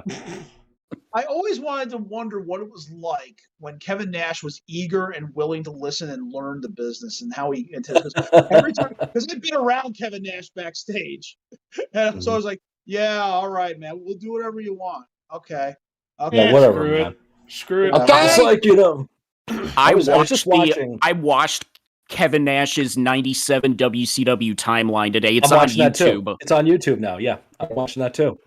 I can see him just all And Kevin Nash's and thing fuck is Lisa Wolf. Yes, that one. Yes. And Pamela, what's her name? Pamela, the who was the chick that was she won that bikini contest even though she wasn't wearing a bikini, and she winds up molesting her 13-year-old student, Pamela something, Pamela Rogers or something like that. But Something irregardless, the Nash's way of talking is he doesn't look at you except to make his final point. It's like, we just thought that, we thought that we were gonna fucking own the business. Because And this Bischoff fucking liked people motorcycles. Exactly. Yes, it's like- God. It's And like- Lisa it's like- Wolf's a cunt. and then finally, Taker's like, "Motherfucker, all of this is about you. Mhm. See, when people want to talk about when I forgot, it's like whenever anybody leaves WWE but then re-signs with them, and it's like, why would they do that? Why would Kevin Owens re-sign? And then it's like, I always think of that clip, motherfucker, not everything is about you. Fuck you. Yep, that's about Brett. Because there's No, two things in the business that are real: money and the miles. So And I don't know who swear to taught you, God, I don't know it who was taught you, Arn's Matt. cooler. But if you didn't have the money, I don't know what you got left. Oh, sorry. And speaking of releases, oh boy. First of all, Whatever. ladies and gentlemen, please listen to me when I say this. William Regal will be fine. Okay? Yes, Samoa Joe will be fine. They're okay, all right? It's the thing on Samoa Joe. He keeps getting injured. He's almost 43 and he keeps getting injured. Everyone's naming off these dream matches. Is he even going to be healthy for any of them? At No. this point, no. He Here's barely what you made do. it through his last match. Here's what you do. Tony Khan, sign William Regal. Do not fucking make him Bryan Danielson's manager. No. Sign William Regal. Have him be your main road agent in the back to call the matches and structure the matches and teach these guys to stop fucking killing each other. Teach them to work safe and properly. Yeah. You know, I mean, Especially after what we just saw happen to Phoenix. exactly. Good God. And then God. Sammy Guevara took a pretty nasty bump tonight against fucking Dustin Rhodes. Of all people, guiding them and telling them, don't do that. Where are you, Dustin? What are you doing? Yeah, but Road Dogg also got released. Yeah. Scott Armstrong got released. Well, it's the business. Shit happens. Yeah. No one has Contracts aren't forever. No, Billy they're- Gunn are already taking bookings together. Billy Gunn is tired of working with his kids. Yeah, but Mhm. again, I'm like, this is almost the majority of Triple H's guys. If you think about it. Coincidence. And Because guess who is guess it there what? now? The same people that are complaining are the same people who didn't give a fuck about NXT for the last few Exactly. years. Here's the thing. You know what I heard the last 2 fucking years, up until all this happened? NXT is really not as good as it used to be, man. I mean, it was cool when they had Nakamura and Owens and all those guys, but it's just not the same anymore. Okay? Let's go watch AEW instead. So All right, well, fire. What did you do that for? That's what happened. Okay, nobody's watching NXT anymore. It needs a revamp. We're going to change everything about it. Yep. And Braun Breaker is your champ now. Yes. Hey, who saw the Easter egg of him wearing Rick's boots? He wore a pair of Rick Steiner's boots. Yeah, I didn't saw say. that. No, on Tuesday. Yeah. And after the show went off the air, Rick Steiner Rick is got into back. the ring and Yeah, Rick got in the ring. Yeah. And before that, there's quick, back to after that, Ciampa goes up to Rick Steiner and shakes his hand after the match. Yep. Yeah. Ciampa did the dark matches last night. Him and Pete Dunne. They've been doing dark matches. So I think they're prepping them. I think they're grooming them up. Yeah, but my God, I mean, Braun Breaker, this guy, he has it. He's going to be Raw or SmackDown top star right after WrestleMania. He's the next Roman Reigns. He's the next. He's 24. 24. And I'm going to call it, if he gets moved up to the main roster after Mania, world champion by the end of the year. Dude, he'll probably win the Rumble next year. Yeah. Yeah, or at least I would like for him to at least, I don't know, maybe they could do something in NXT where if the winner of this tournament gets an entry into the Rumble, make him get accustomed to the big crowds, because eventually we're gonna. And here's the thing: he has only had 9 matches on NXT or some shit, and he's this good already. Yeah. That's the thing. That's where AEW and their long-term storytelling fails. They took 2 years to put the belt on Adam Page. How big of a star is Adam Page now that the title's finally on him? And the funny thing is, the people that were bitching about Punk and Bryan not main eventing as world champion, what the fuck is Adam Page doing opening the show as champion? Exactly. Yeah. Yeah. Well, they say shit like, "Oh, well, that's the best time. That's where everybody tunes in." Yeah. You are pretty much telling the fans only care about the first segment or 2. Fuck everything else. Oh my God. Yeah. Don't get me wrong. Great matches. The match with Bryan and Page, both of them were really good. But here's my other thing. Did you guys watch the second match with Bryan and Page? Yeah. Okay. What do you do with Daniel Bryan now? He just got pinned clean with Page's finisher. He can be beat. I don't know. He's not dangerous anymore. He's not a threat anymore. He should have won the belt. What are they gonna do? Make him turn babyface against MJF? Bryan should have won the belt. Kind of, yeah. I mean, or they're gonna have a Punk Danielson program. Page should have pinned him with an inside cradle or something, some controversial finish or something like that could have set up a third match. But no, Page hits the buckshot lariat, pins him clean in the ring, done. Where do you go from there? It's like you have all that long-term storytelling in AEW, but with NXT, they say, fuck it, we're going to make Braun Breaker champion within a few months. Exactly. And he loses at Halloween Havoc, which, okay. But he wins at War Games, he wins the belt. Right. Yes. He's had 9 matches. Isn't it Braun now you mentioned in a couple of months, I mean, isn't he the quickest champion in NXT? I think so. Owens.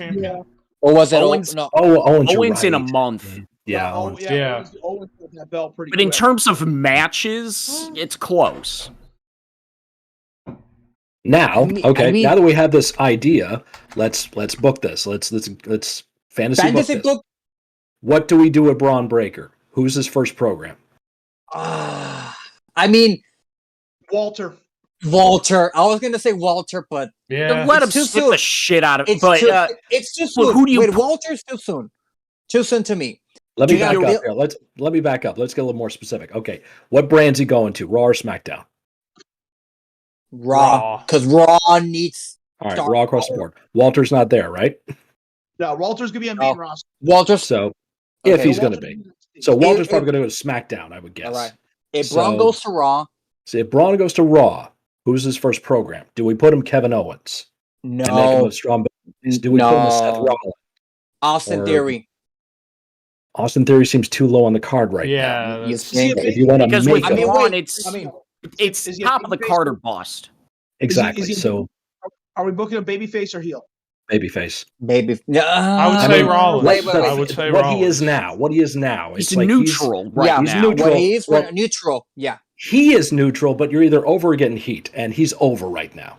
So that's what we're going with. He's going to be Well- over. He's going to be well, in the face okay. capacity. But who's so a what heat do we on, do? who's a heel on Raw that could just get the shit Ziggler. kicked out of him? Ziggler. Bobby Lashley. Miz. Ziggler. Yeah, Miz? Miz is one. Miz would Miz be is one. I know you mentioned Ziggler- Ziggler, but Ziggler's not like I don't know. Fuck He's too Ziggler. low to the tag run right now. I was going to say Baron Corbin, but he's on SmackDown, right?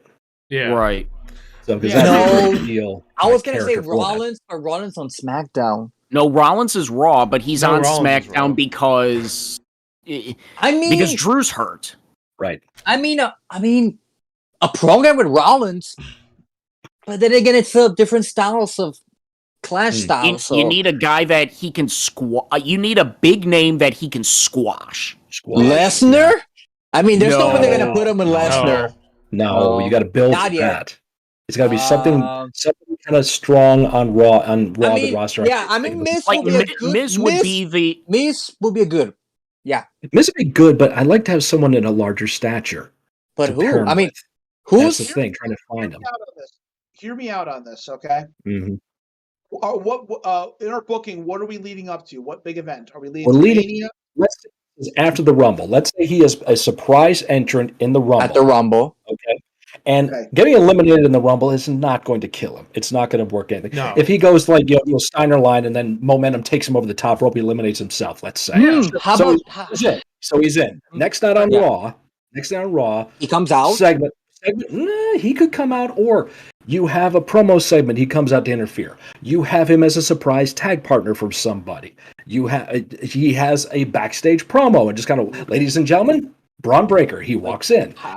Whatever. He comes out of Isn't Vince's limo. Isn't it Damian Priest doing the U.S. title open challenge?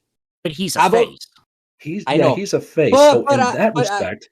Mhm. I But would not want to. I like Damian Priest though. I want to keep him strong, so I would not want to. I don't want him and Breaker Have them touching each cross other. paths yet. Yeah, I don't want to I do got- that. I like to keep Priest I got separate. an idea. Okay, I got throw an it. idea. All right. Who's got one match left in their contract? No idea. Edge? Ooh, Goldberg. Goldberg? He retires Goldberg at WrestleMania. I think that's Yeah. I it. mean, you That's hear it. Braun Yeah. talk like Goldberg's a mentor of Gold- his. Yes, exactly. Yes, exactly. Goldberg Yep. was promo saying, "I have one more match left. I don't know who I'm going to give it to." Here comes Braun. Comes Here comes Braun. Braun Breaker. Right. Give the So- Braun- But then again, wouldn't Mhm. that make Braun a heel? No, It could, No. but not necessarily, because it's how it's structured Well, yeah. and what is said in the promo. Yeah. If Builds his Goldberg, character as the guy that retired Goldberg. right? Okay. So That would make yeah. it. When he So, yeah, goes up Braun- against other yeah. guys like Roman or Lesnar or whoever, they're like, "Oh, so you retired Goldberg, so you feel you're qualified." Brock would be like, "Last time I was in there with Goldberg, I put him right to the mat." What does that There you make go. you? Yeah. They have That some of could the work. That Done. could work. But Done. again, are we going to start with the Miz or we're going to go straight to Goldberg? No, we're going to go straight to Goldberg. Go right to Goldberg Because they're right? not going to have a match. They're not going to have a match. That's your program. Your program is Braun and Goldberg for WrestleMania, where you just have Okay. promos. You have Breaker destroying guys on Raw. Okay, He could so have that- a match so with that's- Miz there and just go over on Miz. So it's not That's about in Mania. It's not about the match itself. It's not about. You don't want to worry about the matches. You want to worry about the program. Where the end point is, we now know where our journey goes. We're going to get to Braun and Goldberg in a match. So Oh, now where? we can have interactions between the two of them. You know, Goldberg sends in a Zoom promo and Breaker's there live and has a match. What's fucking Breaker's finish? He does the press slam, power slam thing. That was Goldberg's spot. You highlight that on TV. You show Yeah. him willing with Goldberg winning that on Nitro, and then you juxtapose that B-roll with Braun Breaker winning the NXT title. Well, he didn't win the NXT title, excuse me, but winning matches in NXT with that. Now he was using he used the Steiner recliner. Yeah. You could interview his dad. You could interview Rick Steiner. Scott's being a dick, but you could still interview Rick and extend it out. And you throw Braun Breaker in tag matches. You throw him out there 6-man tags. You team him up with Lashley, with Finn Balor. Where the fuck is Finn Balor these days? You could have any of these established names out there to get the rub on Breaker leading up to that, and you got to have something happen to Breaker before the match with Goldberg so you have that doubt. Because otherwise you're going to think Breaker's going to go in and just beat him, right? It's Goldberg in this match. So, he's obviously going to lose, folks. You got to have something happen to Breaker to have that little bit of doubt going into the match. Yes, something to fight for. So we're heading up this to what? WrestleMania with Goldberg and Braun. What happens after that? After that, we're going to go with Braun and whoever the champion is, because if we unify the titles, and if it's, let's just say, if it's Roman, I'm just throwing it out there, doesn't mean it has to be, but if it's Roman and he starts showing up on Raw and SmackDown, Breaker steps up to him and says, bring it on, because you were supposed to wrestle Goldberg at WrestleMania, and you didn't do that, did you? Yeah. But would you do it right away or build it up to SummerSlam? You do it right. You do again, don't think about matches. Think about programs. Yes. When you think about the program of it, to say, okay, here's where we're going. We know SummerSlam's coming. Then you write it out to get to there. Yeah. And it truly puts Braun Breaker on a permanent landscape there. Much like Randy Orton got from Mick Foley. Yeah, but would it be bad if they put the Money in the Bank briefcase on him? Yeah, not necessarily. Fuck Money in the Bank. Yeah, not necessary now.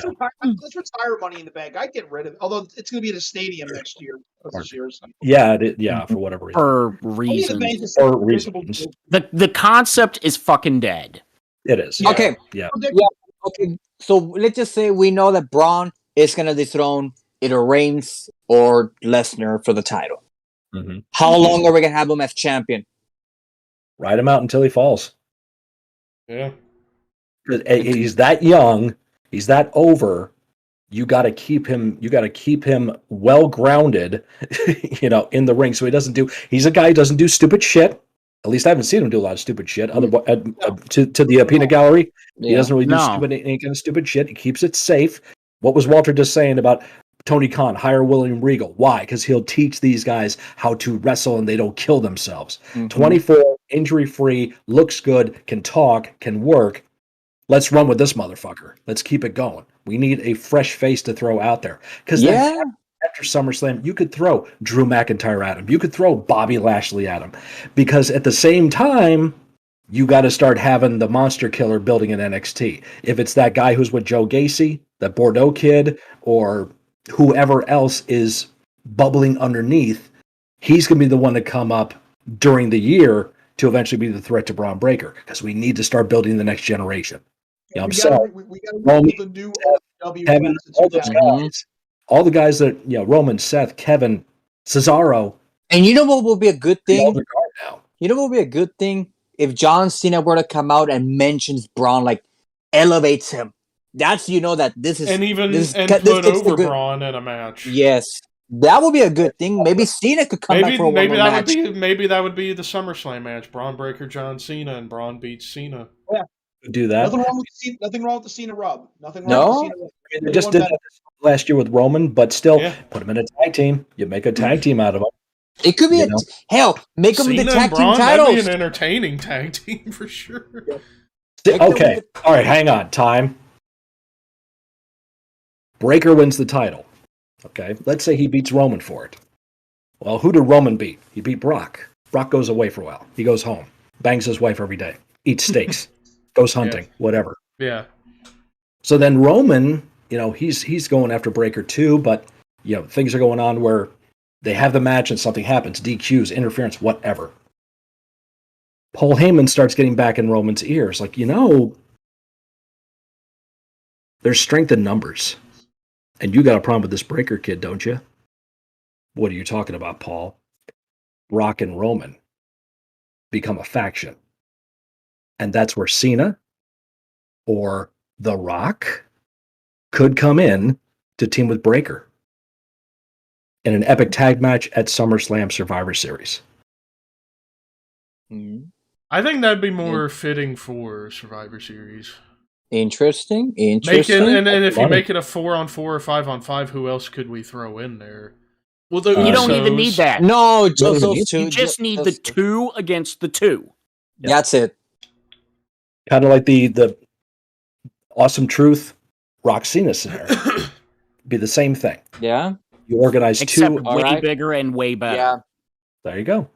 All right, and after that, we're already at Survivor Series. Mm-hmm. Braun's still the champion. After that, then we go to the Rumble. Who are we going to have him face? Whoever we've been building on the back end to be the monster killer, whoever it is. Let's say that Bordeaux kid, just for argument's sake, to put a placeholder in there. He wins the Rumble. You got Braun Breaker, Bordeaux, title at WrestleMania. New faces, new generation. It's the new era. Who fucking knows who's going to be owning the company at WrestleMania next year? That's the thing I was going to mention. And the back of our mind, we got to think of that. If the company is sold, the executives are going to be like, oh, you're building up this Braun kid. We don't like him. We like this other guy. Let's build him up. That's the other thing. That's like the wild card. You never know what's going to happen next year. For all we know, all that we're talking doesn't even happen. It could be just like for... Again, this is what happens in the wrestler's car. This is what happens all the time in the rest. Me and Walter have had constant conversations like this. You're like, let's build. Okay, who's this guy? Who's this guy? Who's this guy? And, we got stuff going on here that probably ain't going to happen, but it's fun to talk about and just jack off one thing. If Braun were to become champion, my fucking God, make another championship belt, like a new design. New design completely. A new design, because I'm sick and tired of every just a logo belt. Yeah. Nothing based on anything from the past. Just something new. Something new, fresh. You guys and something creative and not just Jolly bland. And not just bland looking too. Yep.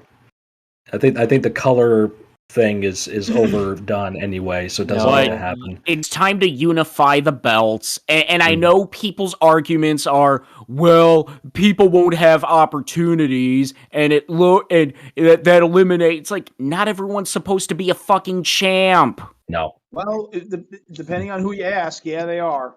Mm-hmm. Like Cesaro. Yeah. Remember back in the day when there was one world champion, an intercontinental champion, a tag team champion? That was it. Yeah. You didn't need any others. My God. What a concept. Or at the very least, back in the old brand split prior to September 2002, you had one world title, and it was great.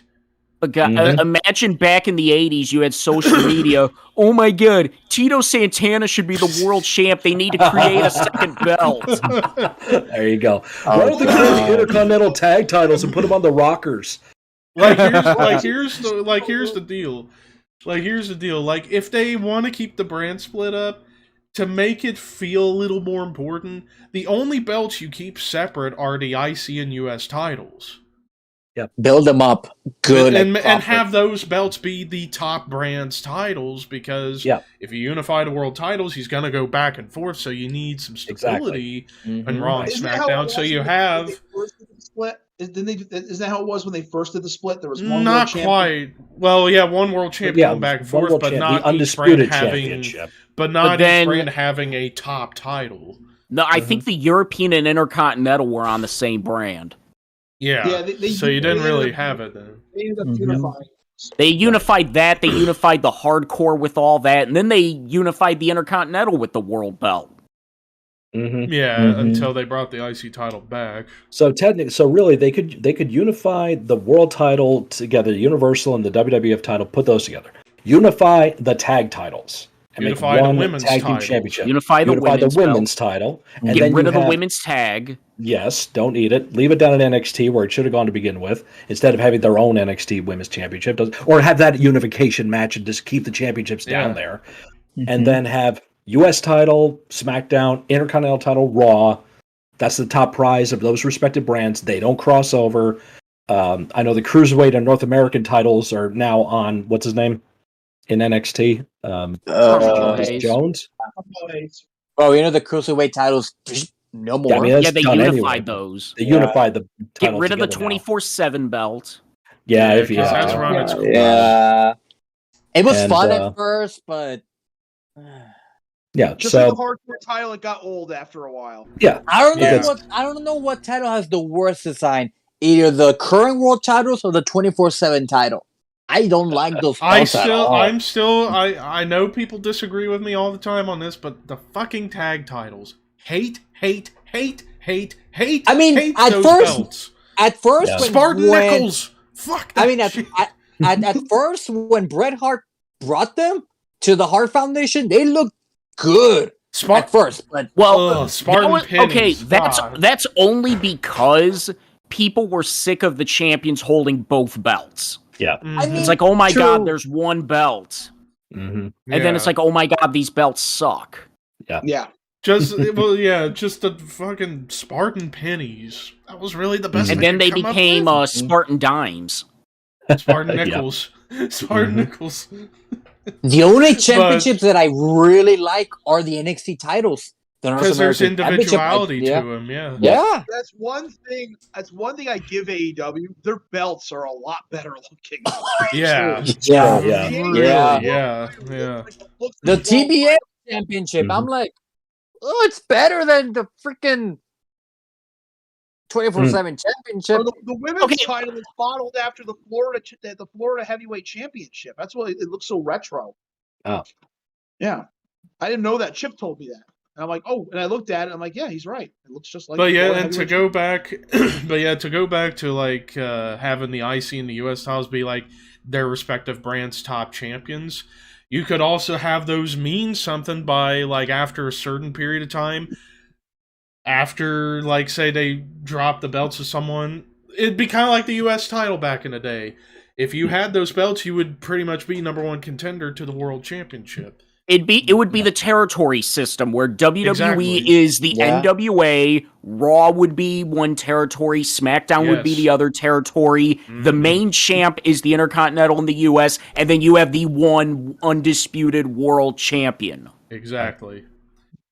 And And how about also you unifying get the fresh matches for your world title. What a novel concept these days. How about unifying the women's world tag titles and the NXT women's tag titles? Yeah. Because I think Yeah. the Yeah. only So I just reason- said before. Mm-hmm. Because I think the only reason why they did that is because because prior to that the women's world championship was defended on NXT. It was all over the place. Then the pandemic happened and not everybody could travel, so that's probably why they made a separate belt for that brand. Right. Well, Mhm. despite the fact COVID mania is running wild again. Mm-hmm. They Mhm. are having shows. Unify those belts. Yeah, and now you mention it. WrestleMania this year. We don't Do know it. what's going to happen. Mm-hmm. WrestleMania pre-show. Do it. NXT women's tag titles versus women's tag titles. Yep. So unify the two and keep that title to NXT. Dude, we're still Yeah. gonna Whatever have happens. Mania. We're still gonna have Mania this year. Yeah. Yeah, it's That's just not just- going to be. that's just- It's not going to be a full crowd, but It it's ain't gonna going to be full crowd, but Yeah. I mean, it's 2 nights like last year, so that's Right. And it should stay 2 nights forever. Yeah. Because I mean, oh isn't my Mania- fucking god. Mania's in Texas, right? This year. Yeah, Yeah. Arlington. Yeah, Cowboy Stadium. Mhm. Texas. Arlington, There's yeah. barely any restrictions in Texas since this. Yeah, whole It's they'll a- have it's a full red crowd state. for that. That's exactly. Yeah. any have a full red crowd for state, that. year, so Florida. End of story. Let's go back to one other concept too with the unifying the titles. Okay. Raw needs to go back to 2 hours. Okay, there I said it. they Yes. have to Yes. negotiate it with the I've- TV contract. Okay. That's the only reason it's still 3. It's because of the TV So- contract. I've if they- missed that. Make So, it 3 hours on special occasions only. that or let's make Raw 9 to 11 and 8 to 9. Make it 205 live. Make it NXT. Make it something different, but it's still WWE programming. So, because remember, when Raw was 2 hours, 9 to 10 was Raw, and then 10 to 11 was the War Zone. That Yep. was the concept back then because it was like split into 2 different hours, but it was all one program. Do the same thing right now. If they're going to keep the 3-hour block, 9 to 11 is actually Raw, and then 8 to 9, some different concept. Like Sunday Night Heat was back in the day. So in theory, make that sounds hour, good. in But theory, I think because of the execution. contract, they are Monday Night Raw has to be 3 hours. So, I mean, negotiations would have to happen, which they probably won't. But And they would get less money. If the Disney sale is really a thing, then there you go. Disney will knock it down to 2. Yeah. Because if it's Disney or think USA. about it, Raw would move to ABC. Yeah. Think about that. That Oh. would be big. that'd be huge. Yeah, since you got SmackDown on Fox. Now, did why not? NXT on ESPN. Did anyone see the snippet of the Freddie Prinze Jr. interview where he talked about the potential sale he heard about a while ago? Yes, I saw Heard that. about this? I saw There was that. actual negotiations for WWE to sell the brand to Fox. And Fox didn't want to pay them what they wanted for the entire company.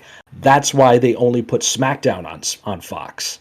There was negotiations for WWE to sell out to them completely. But it was like $5 billion, I think, to put SmackDown on Fox. That's how much it cost what they got for it. They were going to ask for much more than that, which honestly the company its market value is much higher. But I was going to guess probably want like $20 billion for it, which they're not going to get.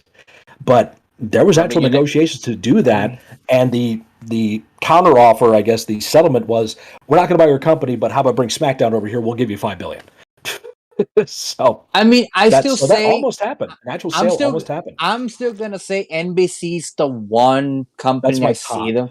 That's But the top. I heard that one. I heard Disney too. Disney is definitely in that. no. Disney would be a great option, especially you can put Raw on ABC, and that would You automatically could. knock it to 2 hours. Yes. And but I mean, there's what what was the other rumor I heard that The Rock Yeah, The could Rock possibly rumored to had buy together it. some investors and buy it. Wow. Imagine that. Well, Wouldn't he that already be bought something? That'd be XFL something. from Vince, so True, but I mean that was a measly $15 million. That's true. That was like We would nothing. finally But get the still. World Rock Federation. that we were supposed to get 22 years Rough. ago. My biggest concern if one of these sales were to happen is, give it another 5 to 10 years, the company is going to be run by people completely oblivious from the wrestling industry. Oh, yeah, that's the only Yeah. thing. Sorry, There will folks, be but no McMahons. They might No. have No. Shane or Stephanie as a consultant, maybe, or It- maybe it will- Triple H as a it consultant. will be like exactly what happened to Turner Broadcasting when they were brought up by AOL Time Warner. Ted Turner will be there as a figurehead, but he will lose all control. Same thing will happen to Vince, or he dies. Sorry, or ahead of time. You want a better example? Look what happened with Warner Brothers and the DC universe. Look at that whole shit. The company that owns AEW or is going to owns the network that runs AEW. Mm. And the network is dipping their fingers into AEW right now. Jade Cargill, I can assure you, her championship win was network motivated. She looks like $1 million. Okay, She's a star. she is somebody who. Okay, what's on TNT basketball, NBA? Who are you going to have on there to be a guest analyst? Jade Cargill or Ruby Riott? Jade. Mhm. Yeah. Yeah. Despite the fact Jade is greener than Kermit the Frog, she almost She killed looks Ruby. like a star. Yeah. She looks like $1 million. Right. She does. Mhm. Just give her some time, and she'll be like the next pillar of AEW. Mhm. She already is. She already is one of the pillars. Yeah. Yeah. You can tell right away they've been groomed. A lot of people are saying they did that because of what Big Swole said, and it would that way, Tony be like, "Oh, hey, look, I'm showing diversity." No, That was in the Jade- plan from the start of the tournament. Jade was being groomed from day one. Ever since the Shaquille O'Neal match, Jade is being groomed. Jade has not lost yet. Jade is undefeated. She's one of the few undefeated wrestlers left on the show. All Her right? and Hook. Her and Hook, yeah. Hook's gonna be world champion. Hook is their Braun Breaker. He's gotten the FTW title yet? No, not No, yet. That's coming. That's coming. That's Come on. coming. Because here's the thing with Hook. Hook is over with that crowd Yeah. to the point where he's breaking away from that group at some point. Yes. And he's gonna take the belt from Starks. Yeah. I mean, but You know what's going to happen? Taz is going to be torn between them because that's his boys, that's his son, and Taz is going to end up like putting Starks in the Taz mission, for the sake of saving his son or something like that. I want Hook to They'll choke turn Taz. Taz babyface. I want Hook to choke Taz. I just found an article. What are you doing? What are you doing? And the fans would cheer. The fans would They fucking would. cheer him. They would go fucking crazy for that. Yep. Because just they're found- already calling themselves hookers. I just found an article on the Sportster about the 10 companies that could potentially buy WWE. Okay. And I'm going to mention one by one. Number 10, Warner Media. No. They own it. No. Oh. That's a conflict with AEW, not happening. Number 9, Electronic Arts. No. Hell no. So Fuck you would have to pay to watch commercials for WWE pretty much. programming? Number 8, Netflix. No. Oh, God, Hell no. no. Please. God no. No. Please no. Number 7, Sony. Hell no. Sony. Who what website's this? Who made Sportster. Sportster. Fuck Sportster. Number 6, Fuck AT&T. Sportster in the ass with a big rubber dick. Number 6, AT&T. No. What the- Jesus Christ. No. They're just looking at the market capitalization of these companies and go, you have billions, you How can about spend that. James? Number Not a seven. big rubber Number- dildo. Fuck Sportster with a rusty fishing knife. Number 5, Viacom/CBS. Viacom. Yeah. Oh, yeah, that's Well, that's an that's- actual that's that That's That's a actually, that's I mean, That's low tier. WWE stuff on Paramount Plus. Yeah. Yeah. Yeah. Yeah. Number 4, Amazon. God.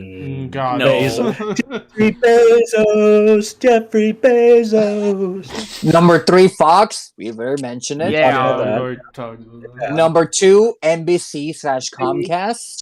Right. And number 1, Disney. Disney. Disney. And everybody shits on that deal, but again, you look at the networks. They have ABC, they have ESPN.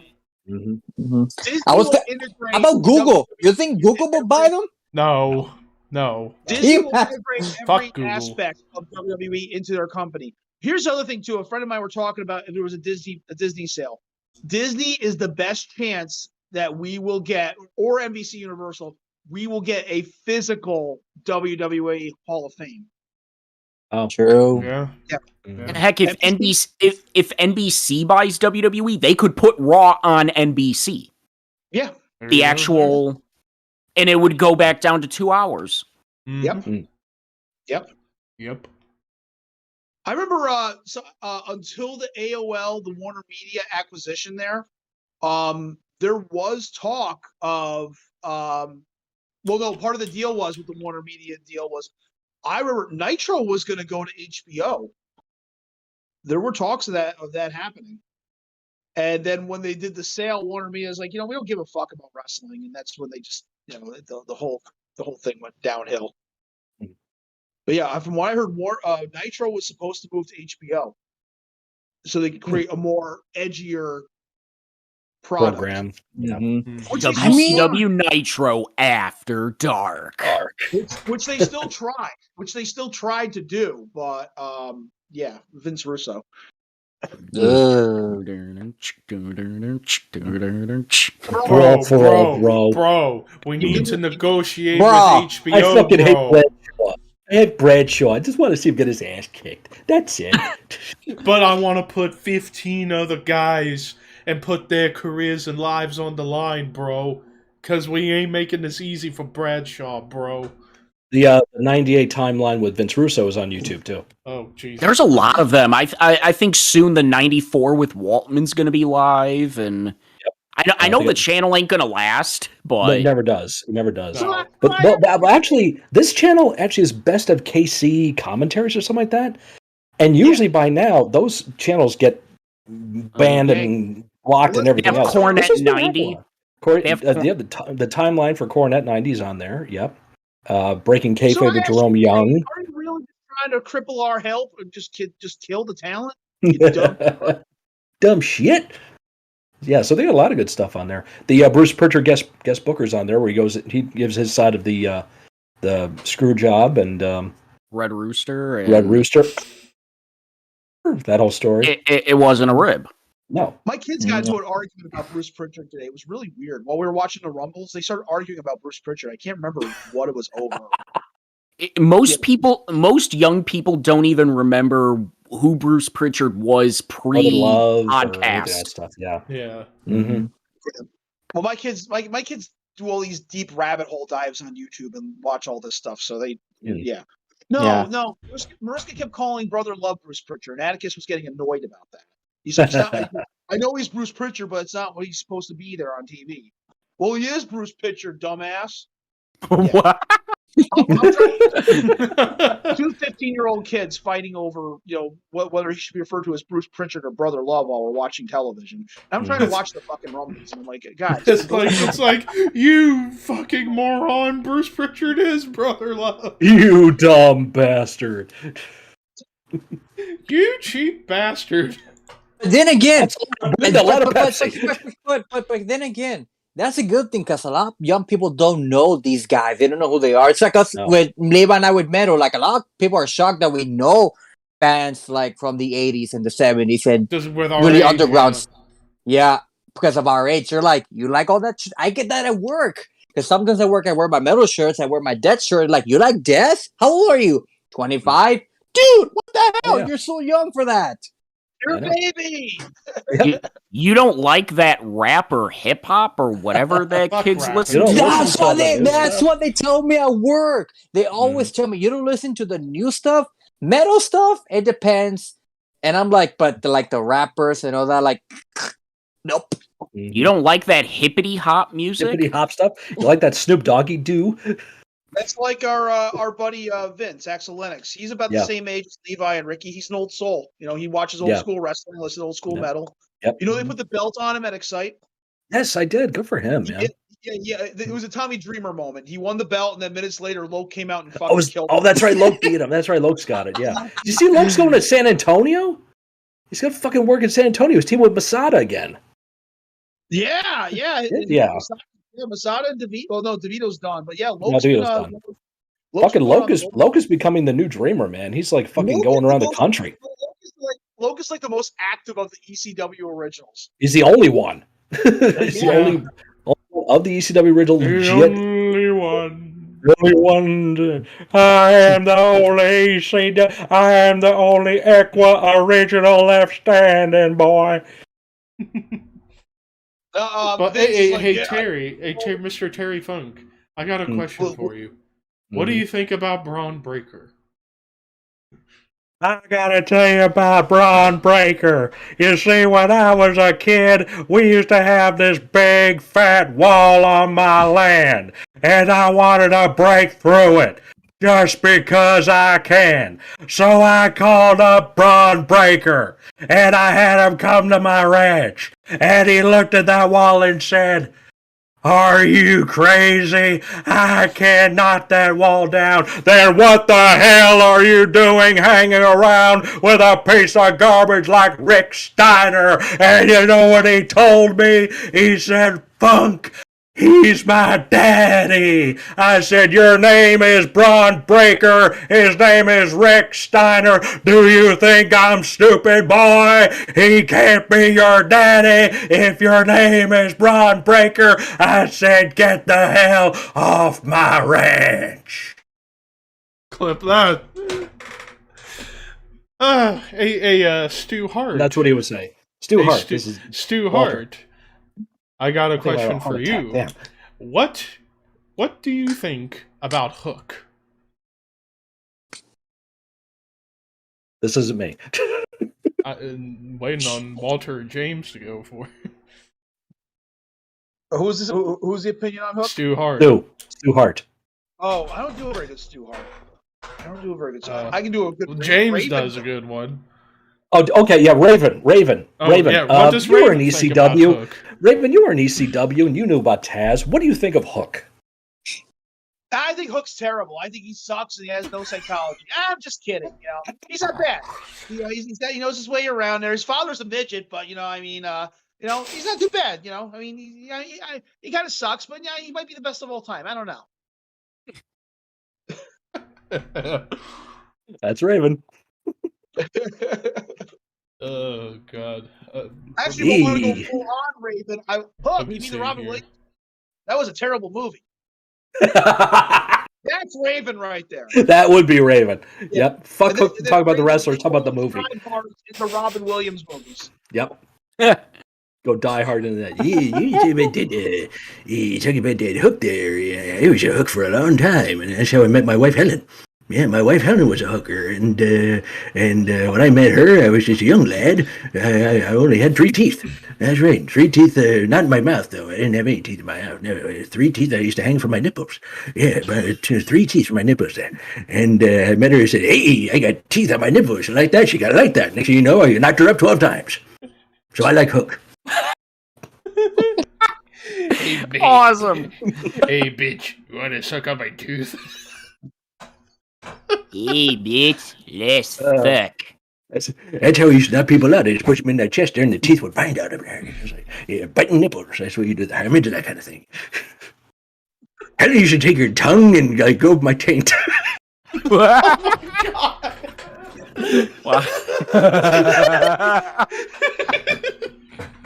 Just the subtlety. Hey, everybody. How's everybody out there? How you doing? What's the chat like? There's a red chat going. I couldn't go live tonight. I tried twice and it wasn't working for me, so I didn't ever get on my channel. Levi, is there any chat out there? Is there anybody watching lot. this shit? Oh my God! Well, Arthur was here for a while, and he's probably thinking, "What the fuck? What the fuck is wrong with these guys? Everything. Everything. You want to know something I need to say right now? That Tony Khan. I ought to take him up on stage when I'm up playing my bass with my cock during a Death Clock show, and I ought to take my bass and shove it up his ass until it comes out of his mouth, and then throw him into the fires of hell. Murderface, is it true that that Death Clock wanted to hire Luchasaurus as your mascot? Well, hell, if it gets us more fans, I don't give a shit. But if he messes with me, I'm gonna shove my cock down his throat and... I can't. Can't do it. I can't do it. Oh my God. What has this show become? But speaking of that, Mickey's going to be in the Rumble. Yes, she is. How about that? Yeah, we haven't even talked about Rumble this year's Rumble. Here's the thing: a lot of people are saying this is going to be a pop. The idea of this being a crossover is probably the least possibility with Impact. And not saying it's not possible, but this could just be a one-off for Mickey. Like, sorry, we throw all your stuff in the trash bag. We'll be in the Rumble this year. We'll have a good time. Or she's losing to Deonna Purrazzo tomorrow, and she's going back to WWE.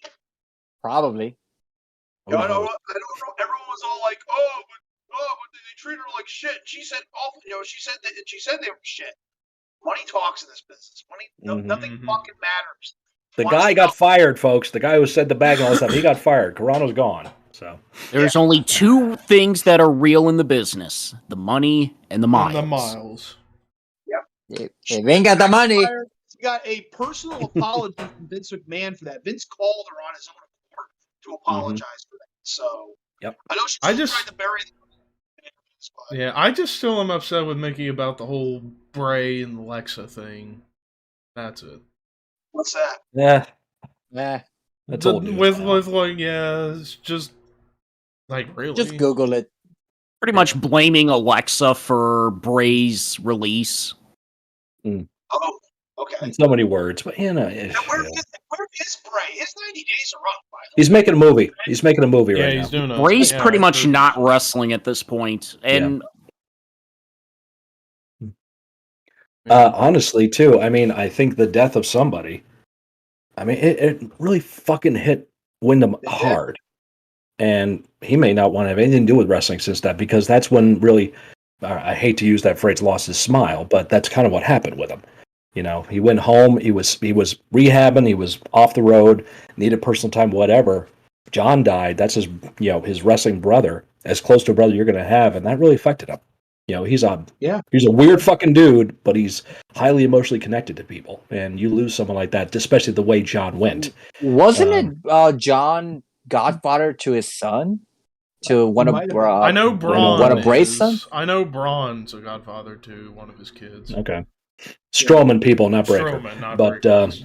yeah. But if you learn the details behind John's death, it's absolutely one of the most horrific, tragic things you could ever read about. Because it was something nobody could stop it. Nobody could do anything to help him. Imagine somebody close to him having to deal with all that. Not just Amanda, of course, but Amanda, of course, and the children. Mm-hmm. And the kids, but also like close friend, like somebody who is deeply attached to John, like Bray was. And like Big E. Big E, too, very close to him. Big E was close to him. Sami Zayn was close to him. Rowan. Yeah, Rowan, all those guys, all love John. And one thing I'm very, very happy to see WWE do is they're very tasteful when they approach John's death. Yeah. Big E has made subtle promos about how he dedicated his title win. Yeah. And they've acknowledged John. WWE acknowledged John on his birthday, and they acknowledged his passing, the anniversary of his passing as well. Yep. Remembering Luke Harper. I even heard, don't confirm this, but I heard that Luke Harper, not Brody Lee, is going to be DLC in 2K22. That would be pretty cool. That would be pretty cool. Because you look back on his run as Luke Harper, solid run for what he did. NXT with the Wyatt family, just dominating the tags. Comes up to the main roster and then gets the Intercontinental title. And my favorite match he had as Luke Harper was the match against Orton at Chamber 2017 because they tore the house down that night, along with the world title Chamber match neck and neck. After the Chamber match with Orton, people wanted him in the title match at Mania. I wanted him in the title match because that match was so great. That match would have been a lot better if John was in that match. If it was a triple threat. Yeah, if it was a triple threat, it would have been better than the stupid theatrics we got for that match between Bray and Orton. We got a lot of, the thing with John was John made a big impact. John was made an impact on me and Scott's lives before he even hit television. He retired our best friend. Yeah, he did. Yeah. Yep. That match is on YouTube, by the way. JP Black versus Brody Lee. Great. Yeah, I'm at that show too, and I'm around the ring after the show's over. And Brody did such great to put JP. JP didn't go over in that match. Brody did, but he put JP over after the match as a major trainer and influence on his life. And Walt and I can tell you 10,000 stories about JP Black and how wonderful of a person he is. JP is and if you want to, and for people who want to see like how John was as a dude, watch his appearances on Up Up Down Down. He was just such a goofball. Yep. Like when they're playing Gang Beasts, because they're playing Gang Beasts, it was like him and Connor O'Brien, Breeze, and somebody else, and he was like, how dare you! It's him and Connor going at it. It's like, no, you bastard. Yep. The one time I met John Huber, it was at a World of Hurt show. And somebody brought a Sega Genesis. Might have been his, I don't know. And him and I played a game of NHL 95, and the show was starting up. And we were both booked in a battle royal. That's all we were doing that night, was just a battle royal. So him and I go out there, do our battle royal, meet up in the battle royal, we both go over it together at the same time, so we go back and finish our game. And that was nice. That was my only memory of John Huber. That's awesome. I've only seen John or Luke once live, and it was during the build up to the Shield Bray the Wyatt family feud, and at a house show they put that match, and I saw him like, dude, he's fucking huge. I got to see him twice. I got to see him in late 2013 on SmackDown, where he and the Wyatt family showed up, and also involved in the dark main event, which was Bray versus Del Rio for the big gold belt. and they all came out and whooped the shit out of Del Rio, and then I saw him at Mania 30. He was very wiry when I met him. Very, very, very tall, like a beanpole, practically. Yeah, that's when he was younger. When he started doing the big Ray gimmick, I'm like, dude, I don't know what's going on, but Brody Lee got really big. Yeah, and he was getting over like crazy. Yeah. Because he was, he floated between, Walt and I were Albany, he's Rochester, so we floated in the same locker rooms together. I only saw Brody when I went out to Rochester a couple of times and never had much interaction with him. I've never claimed to be a big close friend of John, but we knew each other in some capacity and, hey, how you doing? acquaintances type thing, locker room people. So, Fish is your butt. yeah, exactly. So it's just, I got to see him wrestle with JP in that very, very emotional match they had. It was JP's retirement from that company at the time. I had JP's last match in Vermont. Brody had JP's last match in New York. So I had that kind of connection. And he came back anyways. Yeah, he came back in a few months too. He'll tell you, he's like, I shouldn't have fucking done that, but because he's got a bad neck. Ricky, JP Black is the NWA Southwest champion, by the way. Yeah, if you were ever into NWA Southwest, you know that promotion. He was the champion there, 2000, 2001. And that's the same title that has the same lineage as the World Class Texas title. There is that connection there. So so his name is emboldened with names like the Von Erichs and Iceman King Parsons and so that's around the big my names of Texas. Yeah, so. That's around my territory because I'm technically in the Southwest. Mm-hmm. Yeah, he was from San Antonio. He was born and raised there, and so he's told me he's going to move back there because he has land there that his family got. He was waiting for his daughter to go to college, but I don't think she's college age, but I think she's finding herself. So I don't even know if she actually ever went to college. I'm like, dude, what are you fucking still doing in New York? Yeah, I was gonna say she's not a baby anymore. She's not. No, she's not. She's in her 20s now. Mm-hmm. Yeah. Is she single? And then, hey, let me have her, damn it. I deserve it, you son of a bitch. Hey. She's from Texas. I'm 2.5 hours from San Antonio. She was, sorry, but she was born in New York. Because JP's wife was from New York. Sorry. She's in Texas. She's in Texas. Doesn't matter. Watch it. Very protective dad. Yeah, I can't protect you from JP. Did you know you can give a black man a black eye? Because I did. Ooh. I'll be like, Scott! And it was the same time he had to have his driver's license picture taken. So he had that black eye in his driver's license. And he made sure to remind me of that. Oh god. It was a close punch anyway. We're wrestling this match. I'm heel, he's face. It was a ghost shot. I hit him, I caught him right in the eye, and he blasted me, fucking Kennedy assassination. He fucking nailed me in the back of the skull during the match for a receipt. I'm like, I'm sorry. Okay, Levi, you can have her. I'm not risking it for a biscuit. So you want Levi to die? No. I can take a punch to the jaw, no problem. I've been punched in the jaw so many times. Fish at the first M3 show, he fucking knocked him out with the spin kick. Oh shit! You know what? I have better chances with Thunder Rosa. She'd kick your ass. Yeah, so you probably like it. I don't like it. I'll be like, not enough. Give me more.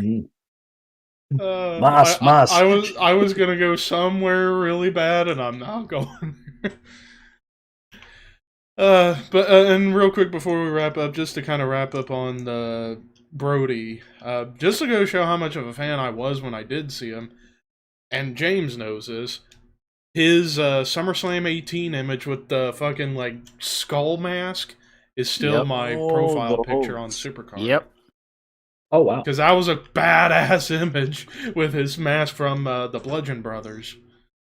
See, I wish I would have done the debug code and get his Intercontinental title pick. Ooh. Wait, what? Excuse me. What? It was season 3. It was a debug menu where you could get images, old images. I thought it was something that was there now, and I'm like, no, it was season 3. You almost gave Levi hope. Like what? Sorry, you can't get it anymore. What did I miss? Can you?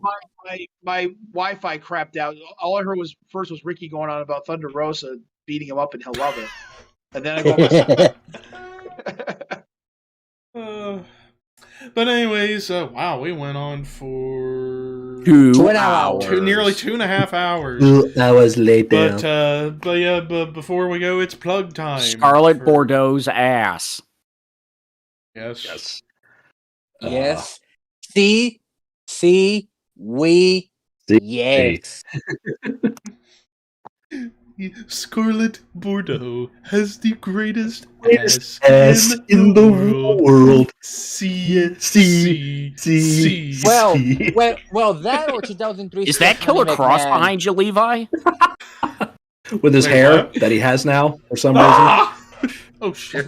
Holy shit. didn't Yeah, mean to go I that saw way. that. It's like, wait a minute, he could grow hair? Yeah, what the fuck? Yeah, well, I've seen pictures of him in the past couple. I've years only where ever sometimes I've he's only ever grows seen him hair and then he bald. shaves. Yeah. Yeah.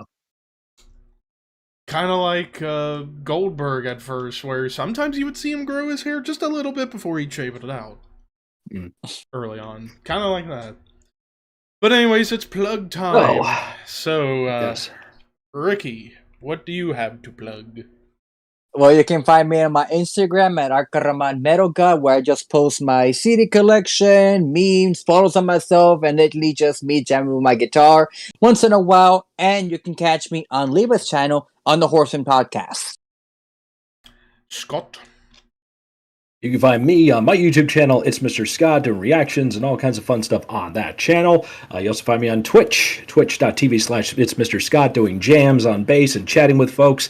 Had a really good stream the other day there. A lot of fun hanging out with a bunch of people, going crazy as always with subs and bits and all that cool stuff. Almost to 100 followers, hoping to get there soon. And you also find me, I have a Patreon, patreon.com/It's Mr. Scott. If you want to have a direct say in what I react to, check out the Patreon to see how you can do that. And other stuff in the works too. I'm trying to update my merch store this year. I'm working on another project right now, which I can't break kayfabe on. Hopefully it comes to be. I started working on it a little bit, but hoping schedules work out and I can keep moving on it. So more about that later on. And you also find me and Walter on another podcast. Walter? You can find me and Mr. Scott along with our good friends, author Thomas Clark, Skip Novak, and Sergeant Fury, Dan Roberts, for the Necrocasticon, where we talk about the finest and latest and greatest in horror and metal. Be there. If you dare. James. You can find me on my YouTube at We Are Pro Wrestling, where I just covered Royal Rumble 1994, and this coming week I'm going to be covering another Royal Rumble where Hickenbottom, Udy, High Noon at the Alamo Dome. Royal Rumble 1997 coming this week. So subscribe, like, comment, and follow me on Twitter at WAPW_wrestling. And finally, you can subscribe to me, ThrashManiac99 on YouTube. Apologize for the lack of videos over the past week. I don't know, I just kind of hit like a bit of a mental block with doing videos. After this, I am immediately going to be listening to the new Wilder Run album. Hopefully, I need get the review up. I need to listen to that. Yeah, hopefully get the review up before I go to bed. If not, it'll be up tomorrow morning, and then I got another review planned for tomorrow if I can get to it in time after going to see Spider-Man again. But actually, as far as what's coming, yeah, basically new format going forward for my album reviews. 2 reviews every weekend, and then a separate video in the middle of the week where I talk about albums that I didn't review that came out during a specific week, so that way I can still keep track of everything, because this year it's going to be pretty much mostly metal going forward on this channel, apart from this show and Horseman. You can follow me on, well, my dead Twitter account, because I hardly really use it anymore except for messaging, but at ThrashManiac99 if you want to see nothing. There you go. Zev. Except Zev and Scarlet. Yes, pretty much. And finally, or not finally, you can also follow me on Instagram at ThrashManiac_YT. I'm almost to 400 followers, and actually, speaking of Instagram, I got a quick announcement to make about something coming into Instagram. I've already made a purchase today. I'm going to be doing metal horror cosplay as Ghostface from Scream. where I'll be wearing like metal shirts and wearing the Ghostface mask with a knife and shit like that, because I follow quite a few horror cosplayers on Instagram because they're pretty fucking cool. Especially Ghostface, because Scream, that's my personal forte when it comes to horror, because... Which you can catch the next movie next week, I think comes out. I don't know Yeah. if I'm going to watch that, honestly. They should have stopped January after 3. 18th or something like that. Yeah. I might. Depends. Just maybe out of morbid curiosity, perhaps. But that's on the Instagram side. And then finally, sub and or follow me on Twitch at ThrashManiac99. And with that said, reminder What of the about rest what's of the... coming up? Yep, I was just about going to to get say what's coming up. And just a reminder of what's coming the rest of this month. Next week, we're reviewing Royal Rumble 2007. And then the week after that, we're doing our second top 10 Rumble list. Top 10 Royal Rumble match moments. And then we end off with the greatest Royal Rumble wait a minute. of all time. Are we doing that episode on a Saturday or Sunday? Yes. Because isn't Rumble on a Saturday this year? I think you're No. right. Well, Isn't it? I'm not sure. Is Rumble on Saturday? Is NXT Takeover on Sunday? No, there is no takeover. No. Royal Rumble 2012. 2020. Saturday, January Oh, 29th. it is It's on a Saturday. So Saturday. yes. 29th, yeah. So So last I show of guess the a year. Sunday. Yeah, we'll have to do the 30th that day. Yeah. Okay. either that or we skip 99 and just review the 2022 Rumble. I say we wait till Sunday because we gotta talk about the bad shit. We can't just talk the good shit. We gotta talk some bad shit from time to time. The good, Okay. the bad, and the ugly. And We, the just, we do Exactly. it on Sunday then. Yep. Sunday the But yeah, 30th. Rumble 99. Now, as far as what's coming after that, we've got to figure all that out eventually. Yeah, we'll get to that eventually. But March is WrestleMania month, and we'll have a bunch of stuff planned for that. So there you go. But anyways, for the 5 of us representing the Shadow Cult, horns high, and we'll see you next week, jackasses.